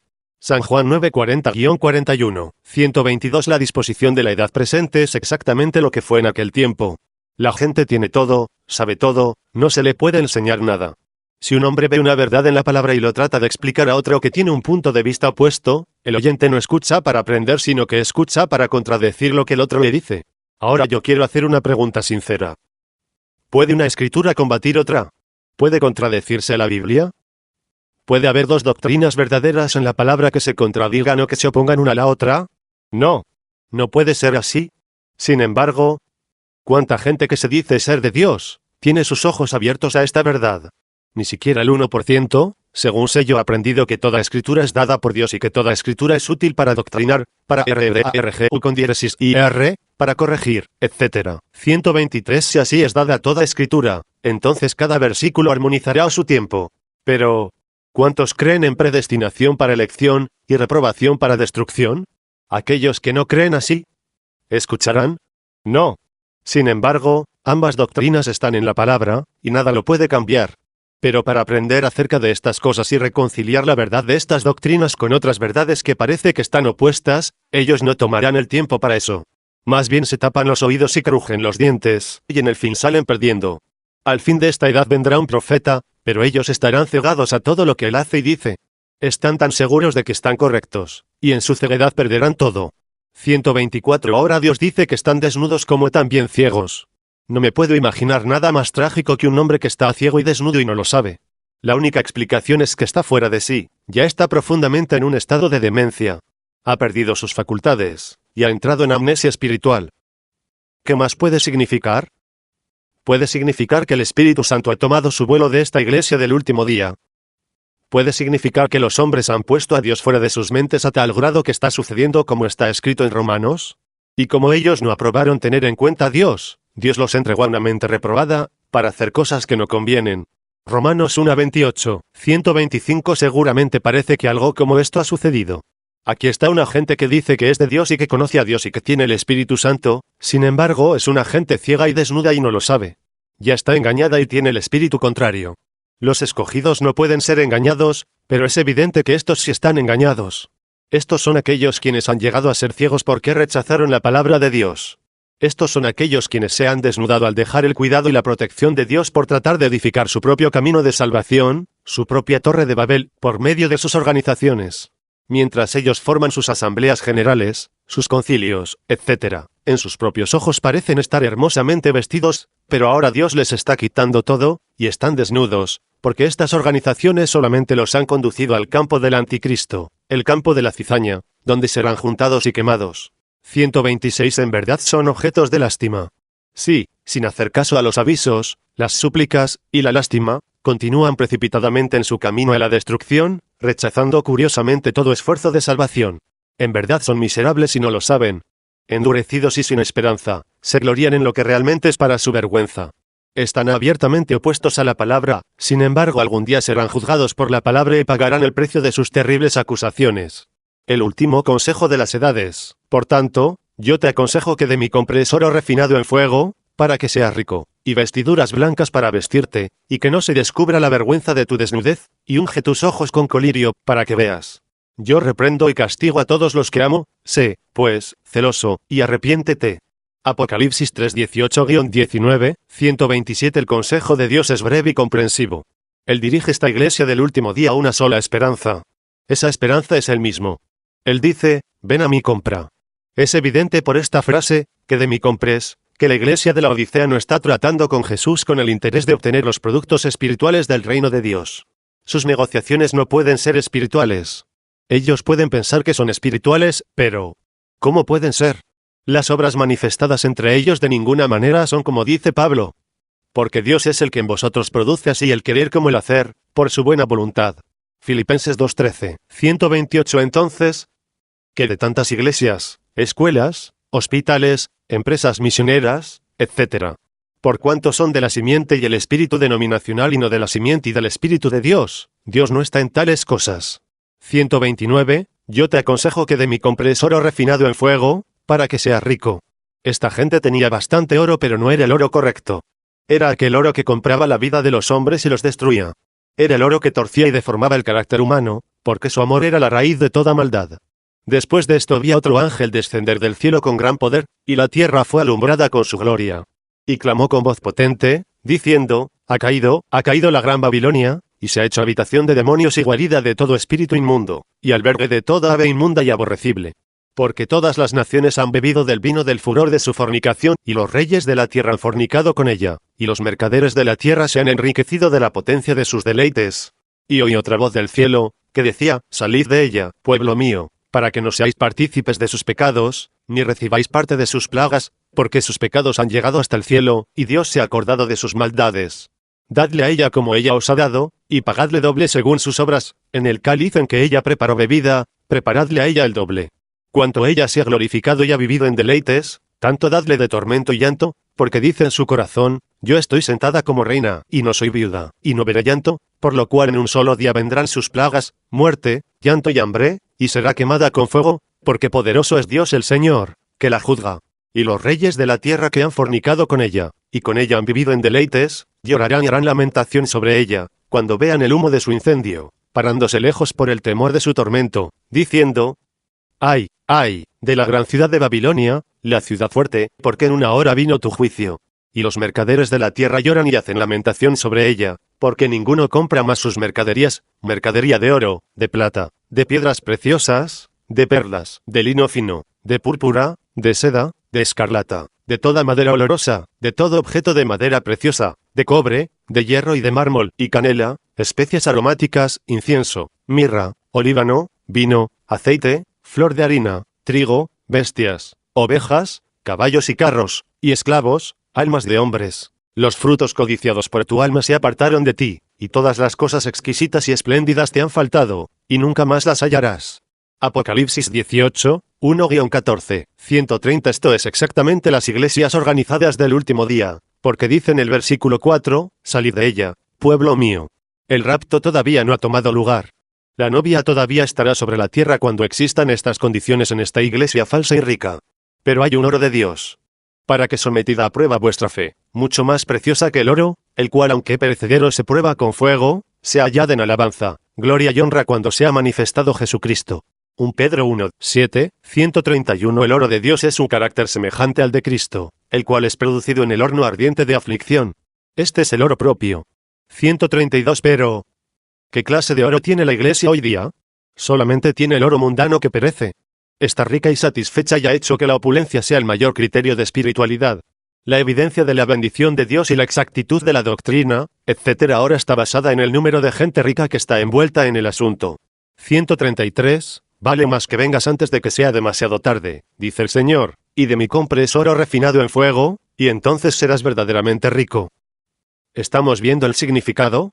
Escúcheme, llegamos al mundo desnudos, físicamente, pero no saldremos del mundo desnudos, espiritualmente. No, Señor, nos vamos a llevar algo, y lo que es ese algo, es todo lo que podemos llevar, ni más ni menos. Entonces nos conviene tomar mucho cuidado de llevarnos algo que nos haga justos ante Dios. ¿Qué nos llevaremos? Hermano, nos llevaremos nuestro carácter. 134. Ahora, ¿qué clase de carácter se va a llevar usted? ¿Será como el de aquel, cuyo carácter fue formado por medio del sufrimiento en el horno ardiente de aflicción, o será un producto de la blandura de esta gente sin carácter de la Odisea? La respuesta está con cada uno individualmente, porque en aquel día cada hombre cargará su propia carga. 135. Ahora, yo dije que la ciudad de la Odisea era una ciudad muy próspera. Allí fabricaban monedas de oro con inscripciones por los dos lados. Monedas de oro caracterizaban la edad, y como resultado existía un comercio muy próspero. Hoy día también tenemos la moneda de oro de dos lados. Nos compramos la entrada y también la salida. En la iglesia tratamos de hacer la misma cosa. Nos compramos la purgación de los pecados y también nos compramos la entrada al cielo, o cuando menos así decimos. Pero Dios no dice así. 136 La Iglesia es dueña de riquezas tan fenomenales que en cualquier momento dado, ella puede tomar el mando completo del sistema mundial del comercio, y por cierto, uno de los directores en el Concilio Mundial de Iglesias ha profetizado abiertamente que la Iglesia en el futuro visible puede y en verdad hará eso. Pero su torre de Babel de oro caerá. Solamente permanecerá el oro que es refinado en el fuego. 137 Y a través de las edades, así siempre ha hecho la Iglesia. Ella ha dejado la palabra de Dios y ha tomado sus propios credos y dogmas, se ha organizado y se ha unido al mundo. Por lo tanto está desnuda y Dios está juzgando su lascivia. La única manera como ella puede escapar de esta situación tan horrorosa, es obedecer al Señor y regresar a su palabra. Salid de ella, pueblo mío. No os unáis en yugo desigual con los incrédulos, porque ¿qué compañerismo tiene la justicia con la injusticia? ¿Y qué comunión la luz con las tinieblas? ¿Y qué concordia Cristo con Belial? ¿Cero que parte el creyente con el incrédulo? ¿Y qué acuerdo hay entre el templo de Dios y los ídolos? Porque vosotros sois el templo del Dios viviente, como Dios dijo, habitaré y andaré entre ellos, y seré su Dios, y ellos serán mi pueblo. Por lo cual, salid de en medio de ellos, y apartaos, dice el Señor, y no toquéis lo inmundo, y yo os recibiré, y seré para vosotros por padre, y vosotros me seréis hijos e hijas, dice el Señor Todopoderoso. 2 Corintios 6:14-18. 138 Las vestiduras empleadas para cubrir la desnudez tienen un precio, el precio de la separación. 139, y unge tus ojos con colirio, para que veas. Él no dice que uno tiene que comprar este colirio. No, Señor. El Espíritu Santo no tiene precio. Esto solo quiero saber de vosotros. ¿Recibisteis el Espíritu por las obras de la ley, o por el oír con fe? Gálatas 3, 2. 140 Sin el bautismo del Espíritu Santo, usted nunca podrá tener sus ojos abiertos a una verdadera revelación espiritual de la palabra. Un hombre sin el Espíritu está ciego a Dios y a su verdad. 141 Cuando pienso en este colirio abriendo los ojos del pueblo, me hace recordar de los días cuando yo era un niñito y vivíamos en el estado de Kentucky. Mi hermano y yo dormíamos en el desván, una especie de segundo piso, sobre un colchón hecho de paja. Las rendijas en la casa permitían que pasara el aire. A veces en el invierno la temperatura bajaba demasiado, y despertábamos en la madrugada con un resfriado en los ojos y tanto era que los ojos los teníamos completamente cerrados por la inflamación. Llorábamos por nuestra madre y al rato ella subía con un poco de grasa caliente que ella hacía y nos limpiaba aquella cosa de los ojos y entonces podíamos ver. 142 Han habido unos vientos muy fríos que han pasado por la iglesia en esta generación, y temo que sus ojos se ha congelado y está ciega a las cosas que Dios tiene para ella. Ella necesita del aceite caliente del Espíritu de Dios para abrir sus ojos. A menos que ella reciba el Espíritu de Dios, continuará sustituyendo programas en lugar del poder, y credos en lugar de la palabra. Para juzgar el éxito de su obra, ella cuenta los números en vez de buscar el fruto. 143 Los doctores de la teología han cerrado la puerta que conduce a la fe y prohíben la entrada a todos. Mientran ni permiten que otros entren. Su teología sale de un libro de psicología escrito por un incrédulo. Hay un libro de psicología, uno que todos necesitamos, la Santa Biblia. Es escrito por Dios y contiene la psicología de Dios. Usted no necesita que algún doctor se lo explique. Reciba usted el Espíritu Santo y permita que Él se lo explique. Él lo escribió y Él le puede decir lo que el libro contiene y lo que significa. Antes bien, como está escrito, cosas que ojo no vio, ni oído oyó, ni han subido en corazón de hombre, son las que Dios ha preparado para los que le aman. Pero Dios nos las reveló a nosotros por el Espíritu, porque el Espíritu todo lo escudriña, aun lo profundo de Dios. Porque, ¿quién de los hombres sabe las cosas del hombre, sino el Espíritu del hombre que está en él? Así tampoco nadie conoció las cosas de Dios, sino el Espíritu de Dios.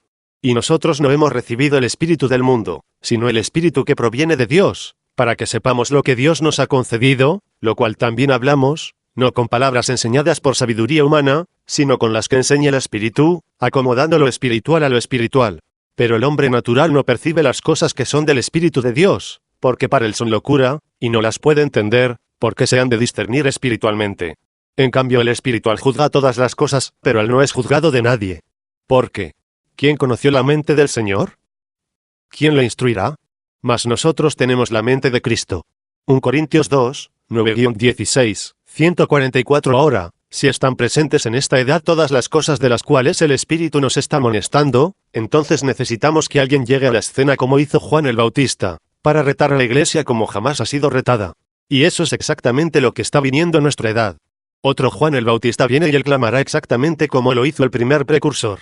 Y sabemos que eso es así porque el siguiente versículo dice, yo reprendo y castigo a todos los que amo, sé, pues, celoso, y arrepiéntete. Apocalipsis 3:19, 145. Este es el mismo mensaje que predicó Juan mientras clamaba en aquel desierto religioso de fariseos, saduceos y paganos. Arrepiéntanse. En aquel día no había otro remedio, tampoco hay otro remedio hoy. En aquel día no había otra manera para volver a Dios, y tampoco hay otra manera hoy. La única manera es arrepentimiento. Cambie su mente, de la media vuelta, arrepiéntase, porque querrá morir. 146. Ahora examinemos esta frase, a todos los que amo. En el griego el énfasis está sobre el pronombre personal yo, el que está iniciando el amor. Él no dice como muchos sienten que él debe decir, a todos los que me aman. No, Señor. Nunca debemos hacer que Jesús sea el objeto del amor humano en este versículo. De ninguna manera. Son los muchos quienes son los amados de Dios. Lo que se está considerando aquí es su amor, no el de nosotros. Una vez más nos hallamos gloriando en su salvación, en su propósito, y en su plan, y somos confirmados aún más fuertemente en la verdad de la doctrina de la soberanía de Dios. Así es como dice en Romanos 9:13, a Jacob amé. Ahora, se puede sacar de esto que él amó a todos y que ahora está en un estado de satisfacción esperando el amor de aquellos que no se han acercado a él. Esto de ninguna manera puede ser cierto, porque también declaró en Romanos 9:13, mas a Esaú aborrecí. Y en el versículo 11, el Espíritu dice claramente, pues no habían aún nacido, ni habían hecho aún ni bien ni mal, para que el propósito de Dios conforme a la elección permaneciese, no por las obras sino por el que llama. Romanos 9:11, 147. Este amor es, amor electivo. Es, mejor dicho, su amor para sus elegidos. Y su amor para con ellos es aparte del mérito humano, porque dice que el propósito de Dios está en la elección, lo cual está exactamente contrario a la obra o cualquier cosa que el hombre tiene en sí. Porque, antes de que hubiesen nacido los niños, él ya había dicho, 11 a Jacob amé, mas a Esaú aborrecí. 148 Ahora, él dice a los suyos, yo reprendo y castigo a todos los que amo. Reprender es reprobar. Reprobar es exponer con el fin de corregir. Castigar no quiere decir maltratar, sino que significa más bien, disciplinar, teniendo en mente la enmienda del sujeto. Esto es exactamente lo que hallamos en las Escrituras, y habéis ya olvidado la exhortación que como a hijos se os dirige, diciendo, Hijo mío, no menosprecies la disciplina del Señor, ni desmayes cuando eres reprendido por él, porque el Señor al que ama, disciplina, y azota a todo el que recibe por hijo. Si soportáis la disciplina, Dios os trata como a hijos, porque ¿qué hijo es aquel a quien el Padre no disciplina? Pero si os deja sin disciplina, de la cual todos han sido participantes, entonces sois bastardos, y no hijos. Por otra parte, tuvimos a nuestros padres terrenales que nos disciplinaban, y los venerábamos. Porque no obedeceremos mucho mejor al Padre de los Espíritus, y viviremos. Y aquellos, ciertamente por pocos días nos disciplinaban como a ellos les parecía, pero para lo que nos es provechoso, para que participemos de su santidad. Es verdad que ninguna disciplina al presente parece ser causa de gozo, sino de tristeza, pero después da fruto apacible de justicia a los que en ella han sido ejercitados. Hebreos 12, 5-11, 149. Aquí vemos el amor de Dios. En amor, él deseaba una familia de hijos que se parecieran a él. Ante él está toda la humanidad como una sola masa de barro. De esta misma masa de barro él hará vasos para honra y vasos para deshonra. La elección será su propia elección. Entonces aquellos seres escogidos, nacidos de su espíritu, serán entrenados para ser conformes a su imagen en su modo de vivir. Él reprende con toda tolerancia, benignidad y misericordia. Él castiga con sus manos heridas de clavos. A veces este alfarero tiene que tomar el vaso con el cual está trabajando y quebrarlo completamente para así reconstruirlo exactamente como él lo desea. Pero es en amor. Así es su amor. No hay y no puede haber otra manera para mostrar su amor. 150 manada pequeña, no tengan temor. Esta edad se está terminando rápidamente. Y cuando ya esté para terminarse, aquella cizaña será juntada, y así como un cordón de 3 dobleces no se rompe fácilmente, ellos tendrán una tremenda fuerza de 3 partes, poder político, físico y espiritual, de Satanás. Y tratarán de destruir a la novia de Cristo. Ella sufrirá pero perdurará. No tenga usted temor de aquellas cosas que vendrán sobre la tierra, porque, como había amado a los suyos que estaban en el mundo, los amó hasta el fin. San Juan 13, 1, 151, sé, pues, celoso, y arrepiéntete. Ahora esta iglesia falsa tiene celo, fervor. Su celo ha sido literalmente como el de los judíos, el celo de tu casa me consume. San Juan 2:17. Pero es un celo incorrecto, es para la casa de su propia edificación. Es para sus propios credos, sus dogmas, organizaciones y su propia justicia. Han echado fuera la palabra de Dios para dar lugar a sus propias ideas. Destronaron al Espíritu Santo y pusieron a hombres como líderes. Han puesto a un lado la vida eterna que es una persona y han sustituido por ella las buenas obras, y aún han aceptado la conformidad a la Iglesia en vez de las buenas obras. 152 Pero Dios está exigiendo otra clase de celo. Es el celo de clamar: ¿estoy equivocado? Ahora, ¿quién dirá que está equivocado? ¿Sobre qué están basadas todas estas denominacionales? Sobre el derecho a la originalidad, y eso de Dios, el derecho a que cada una tiene la razón. Ahora, todas no pueden estar correctas. Por cierto, ni una sola de ellas está correcta. Son sepulcros blanqueados, llenos de huesos de muertos. No tienen vida, no tienen vindicación. Dios nunca se ha dado a conocer en una denominación. Dicen que están correctos porque son los que lo dicen, pero diciéndolo no lo hace ser la verdad. Necesitan la vindicada si dice el Señor de Dios, y no la tienen. 153 Ahora, déjeme decir esto, yo no creo que Dios está llamando solamente a la iglesia falsa al arrepentimiento. En este versículo Él está hablando a sus elegidos. Ellos también tienen algunas cosas de las cuales necesitan arrepentirse. Muchos de sus hijos todavía están en las iglesias falsas. La Biblia habla de ellos, por lo cual dice: despiértate, tú que duermes, y levántate de los muertos, y te alumbrará Cristo. Efesios 5:14. 154 Estar dormido no significa estar muerto. Estos aquí están durmiendo entre los muertos, están en las denominaciones muertas y simplemente están siguiendo la corriente. Dios está clamando: despiértate. Arrepiéntete de tus necedades. Están prestando su influencia, dando generosamente de su tiempo y de su dinero, y aun sus mismas vidas a estas organizaciones del anticristo, y todo el tiempo están pensando que todo está correctamente bien. Necesitan arrepentirse. Tienen que arrepentirse. Necesitan tener un cambio de mente y volver hacia la verdad. 155 Sí, esta es la edad que tiene más necesidad de arrepentimiento. Pero, ¿lo hará? ¿Traerán la palabra de nuevo? ¿Colocarán de nuevo al Espíritu Santo en el trono de las vidas de los hombres? ¿Reverenciarán a Jesús como el único Salvador? Yo digo que no, porque el siguiente versículo nos revela la verdad sobresaliente y espantosa de la conclusión de esta edad. Cristo fuera de la iglesia: he aquí, yo estoy a la puerta y llamo, si alguno oye mi voz y abre la puerta, entraré a él, y cenaré con él, y él conmigo. Al que venciere, le daré que se siente conmigo en mi trono, así como yo he vencido, y me he sentado con mi Padre en su trono. El que tiene oído, oiga lo que el Espíritu dice a las iglesias. Apocalipsis 3:20-22. 156 Ahora, hay mucha confusión en cuanto a este versículo porque muchos cristianos, obrando en evangelización personal, usan este versículo para dar a entender que Jesús está tocando la puerta del corazón de cada pecador buscando entrada. Por consiguiente, dicen que si el pecador abre la puerta, el Señor entrará. Pero este versículo no está dirigido a pecadores. 157 Este mensaje entero tiene un resumen, así como lo tiene el mensaje a cada edad. En el versículo 22, dice: el que tiene oído, oiga lo que el Espíritu dice a las iglesias. Entonces este es el mensaje a la iglesia de la última edad. Esta es la condición de la iglesia de la Odisea al llegar el fin.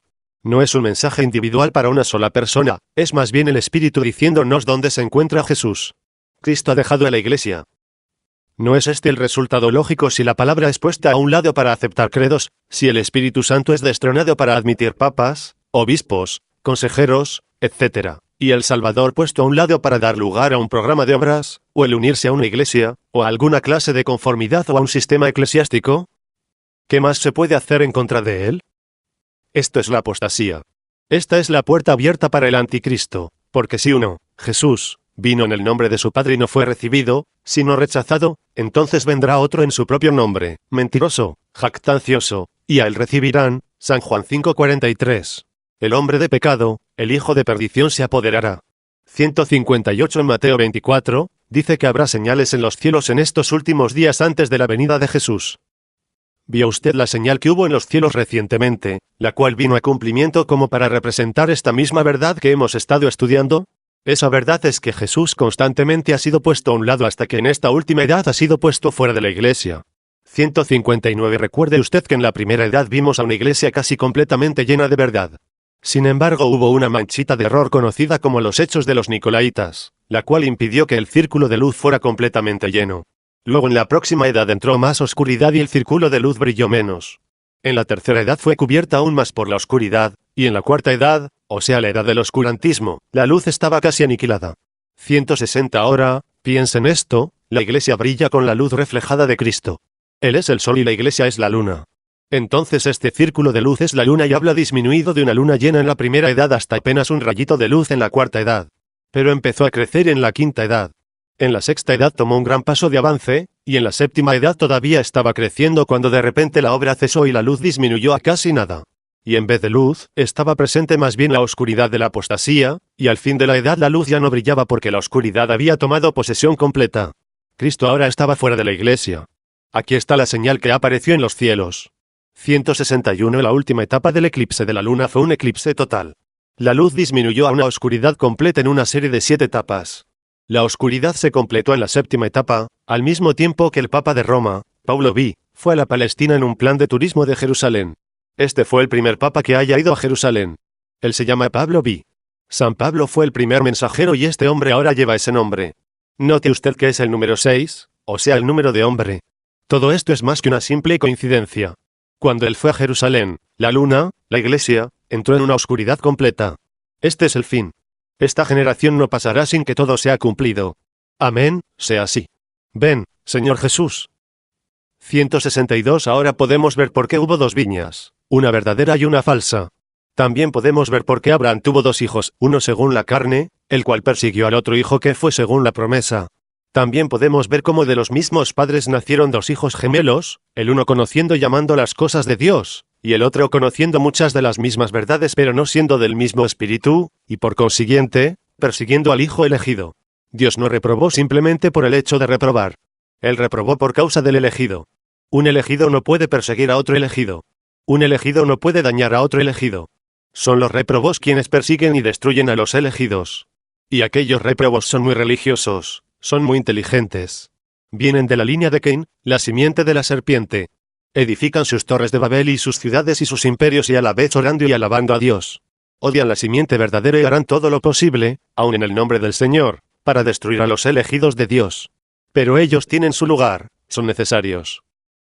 ¿Qué tienen que ver la paja con el trigo? Jeremías 23:28. Si no hay paja, no hay trigo. Pero en el fin, ¿qué pasa con la paja? Es quemada con un fuego inextinguible. ¿Y el trigo? El trigo es juntado en el alfolí, donde está el Señor. 163. Oh, elegido de Dios, guárdese, estudie bien, tenga mucho cuidado. Ocúpese en su salvación con temor y temblor. Filipenses 2:12. Confíe en Dios y sea usted fortalecido en su poder. El adversario, que es el diablo, anda ahora mismo como un león rugiente, buscando a quien devorar. Persevere en oración y sea firme. Este es el tiempo del fin. La viña falsa y la verdadera están llegando a madurez, pero antes de que madure el trigo la cizaña madura tienen que ser juntada para el fuego inextinguible. Fíjese, todos están uniéndose al Concilio Mundial de Iglesias. Allí es donde se juntan. Dentro de poco se llevará a cabo el almacenamiento del trigo. Pero por ahora los 2 espíritus están obrando en las 2 viñas. Salga usted de entre la cizaña, empiece a vencer para que así sea considerado digno de la alabanza de su Señor y listo para reinar y gobernar con él. El trono del vencedor, al que venciera, le daré que se siente conmigo en mi trono, así como yo he vencido, y me he sentado con mi Padre en su trono. Apocalipsis 3:21, 164. Ahora, ¿qué debemos vencer? Esta sería la pregunta normal en este punto. Pero ese no es el pensamiento clave de este versículo porque no es tanto que debemos vencer, sino cómo debemos vencer. Ahora esto es lógico, porque importa tanto que tenemos que vencer, si es que sabemos cómo podemos vencer. 165. Un breve estudio de las Escrituras que tienen que ver con el Señor Jesucristo en sus horas de tentación mostrarán la verdad de esta afirmación. En Mateo 4, vemos a Jesús siendo tentado del diablo. Él venció las tentaciones personales del diablo por medio de la palabra, y solamente la palabra. En cada una de las 3 pruebas mayores que correspondieron directamente a la tentación en el huerto de Edén, el deseo de la carne, los deseos de los ojos y la vanagloria de la vida, Jesús las venció todas por medio de la palabra. Eva cayó a la tentación personal de Satanás al no emplear la palabra. Adán cayó por desobediencia directa a la palabra.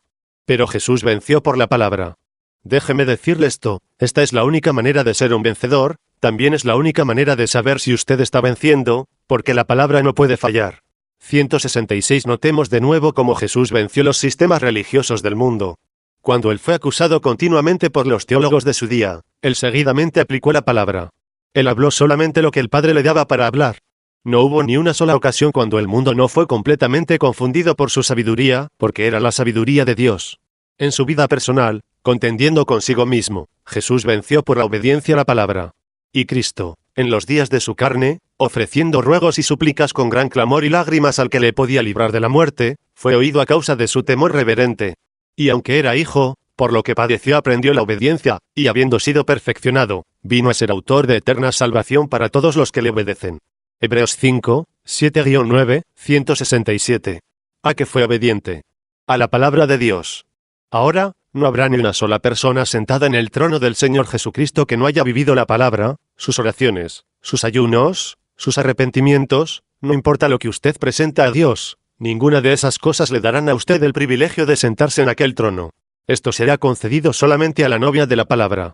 Como el trono del rey es compartido con la reina porque ella está unida a él, así también solamente aquellos que son de la palabra, como él es de la palabra, compartirán de aquel trono. 168 Hemos mostrado claramente a través del estudio de las edades que así como Adán y Eva cayeron por dejar la palabra, así también la edad de Efeso cayó al mirar fuera del margen de la palabra, y cada edad que siguió se apartó un poco más, hasta que ahora tenemos un rechazamiento final de la palabra de parte del sistema mundial de iglesias. Esta edad de la Odisea termina en un oscurecimiento completo de la palabra, causando la salida del Señor de entre la iglesia. Él está parado afuera llamando a los suyos quienes le siguen por medio de la obediencia a la palabra. Después de una corta y poderosa demostración del Espíritu, este pequeño grupo tan perseguido y molestado se irá a estar con Jesús.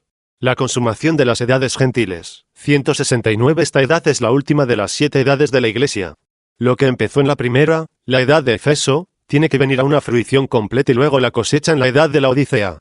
Las dos viñas rendirán su fruto final. Los dos espíritus finalizarán sus manifestaciones en el destinación final de cada uno.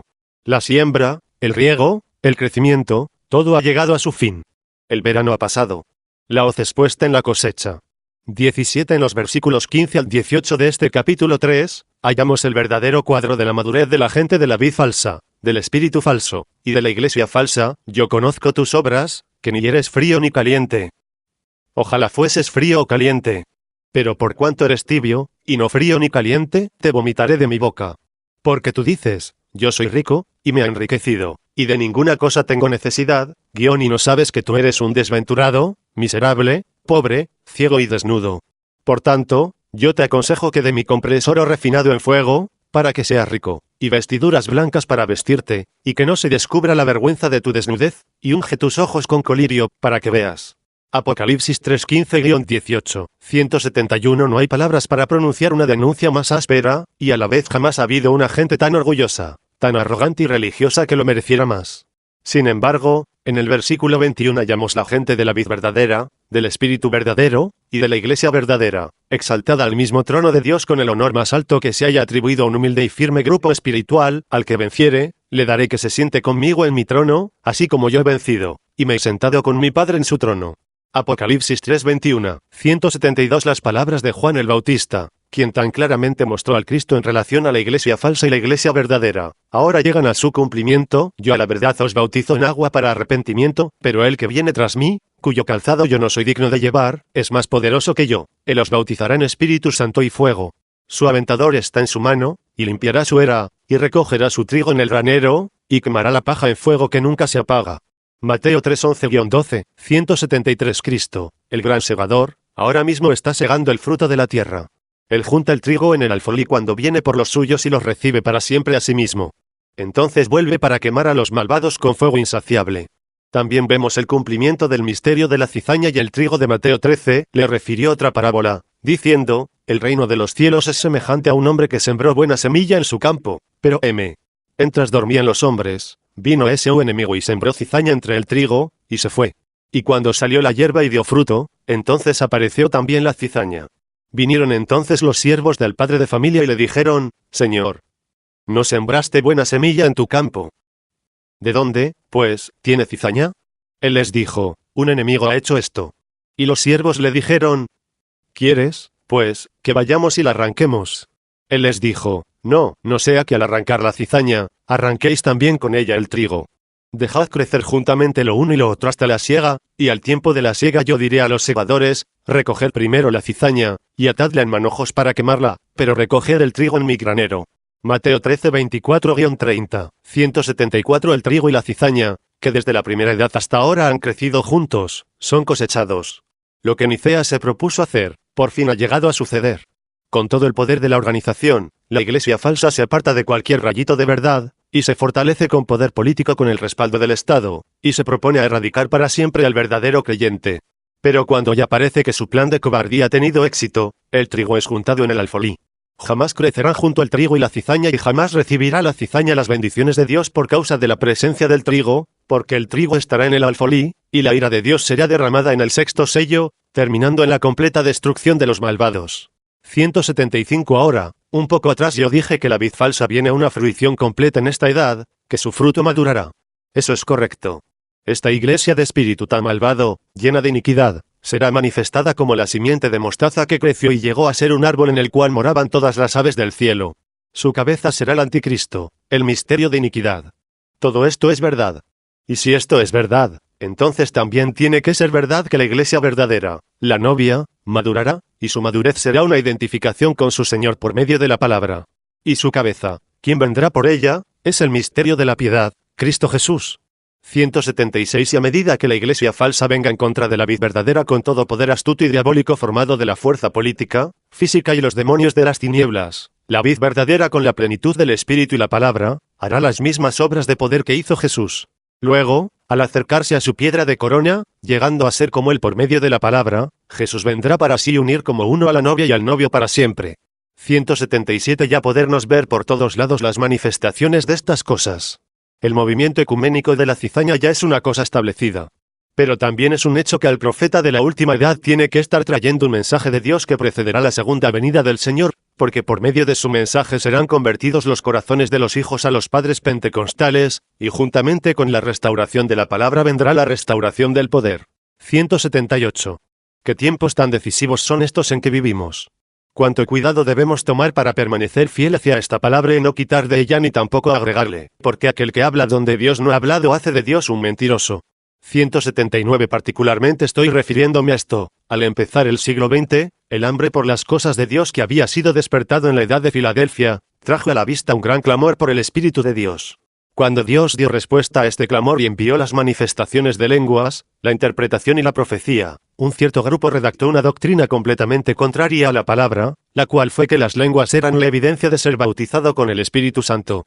Las lenguas no eran la evidencia. Eran una manifestación pero no la evidencia.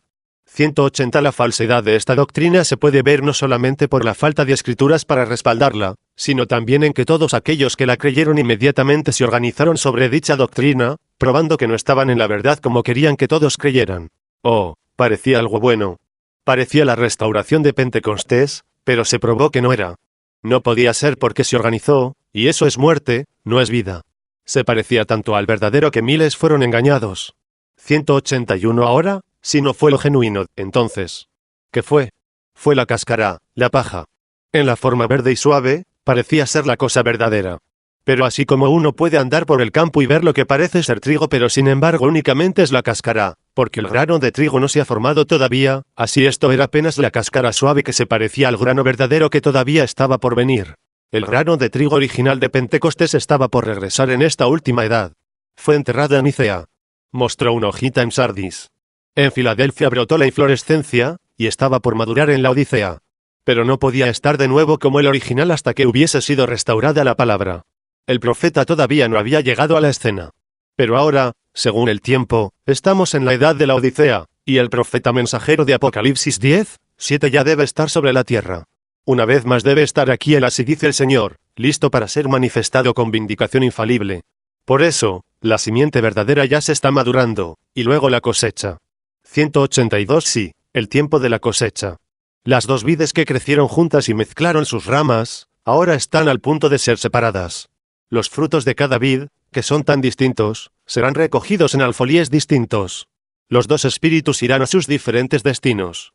Hoy es el tiempo de escuchar la última llamada que viene solamente para la novia en el tiempo de la madurez del trigo, salid de ella, pueblo mío, el trigo, para que no seáis participantes de sus pecados, y que no recibáis de sus, la cizaña, plagas, la gran tribulación del sexto sello y Mateo 24. La última amonestación del Espíritu, el que tiene oído, oiga lo que el Espíritu dice a las iglesias. Apocalipsis 3:22, 183 Esta es la última advertencia. Ya no habrá otra. El trono ha sido preparado. Han sido colocados los 12 fundamentos. Las calles de oro han sido pavimentadas. Las puertas hechas de perlas gigantescas han sido alzadas y colocadas. En la forma de pirámide, allí está la ciudad tan hermosa y gloriosa. Los seres celestiales, quienes la han preparado, la miran casi sin respirar, porque la ciudad brilla y resplandece con una gloria que no es terrenal. Cada detalle de su belleza relata una historia de gracia admirable y del amor de Cristo. Es una ciudad preparada para una gente preparada. Solamente está esperando sus habitantes, y dentro de poco, ellos llenarán sus calles con gozo. Sí, es la última llamada. El Espíritu no hablará en otra edad. Las edades han terminado. 184 Pero gracias a Dios, en este momento esta edad todavía no se ha acabado. Él todavía está llamando. Y su llamada no está solamente en los oídos espirituales de hombres, por su espíritu, sino que una vez más hay un profeta sobre la tierra. Una vez más Dios revelará la verdad como hizo con Pablo. En los días del séptimo mensajero, en los días de la edad de la Odisea, el mensajero revelará los misterios de Dios como fueron revelados a Pablo. Él hablará, y todo aquel que recibiera a aquel profeta en su mismo nombre, recibirá también el efecto benéfico del ministerio de este profeta. Y todo aquel que le escucha será bendecido y formará parte de la novia del último día mencionado en Apocalipsis 22, 17, y el espíritu y la esposa dicen, ven. 185 El grano de trigo, la novia, que fue enterrada allá en Nicea, ha vuelto otra vez a ser el grano original de la palabra. Alabado sea Dios para siempre. Sí, escuche usted al autenticado profeta de Dios, quien aparece en esta última edad. Lo que él diga, será de Dios, y la novia dirá lo mismo. El espíritu, el profeta, y la novia dirán la misma cosa. Y lo que ellos digan, ya habrá sido dicho en la palabra. Lo están diciendo aún ahora, salid de entre ella ahora mismo para ser un pueblo separado. El clamor ha salido, aún está saliendo. ¿Por cuánto tiempo clamará la voz? Eso no lo sabemos, pero una cosa sí sabemos, no será por mucho tiempo porque esta es la última edad. El que tiene oído, oiga lo que el Espíritu dice a las iglesias. 186 El Espíritu ha hablado. En cuanto a las edades de la iglesia, el sol que se está poniendo está casi al punto de pasar a la eternidad. Entonces todo quedará concluido. Entonces será demasiado tarde para venir. Pero si en alguna parte de esta serie de mensajes Dios ha obrado con usted por su espíritu, vale más que usted ahora mismo se entregue Él en arrepentimiento, para que Él, por medio de su espíritu, le pueda conceder vida eterna.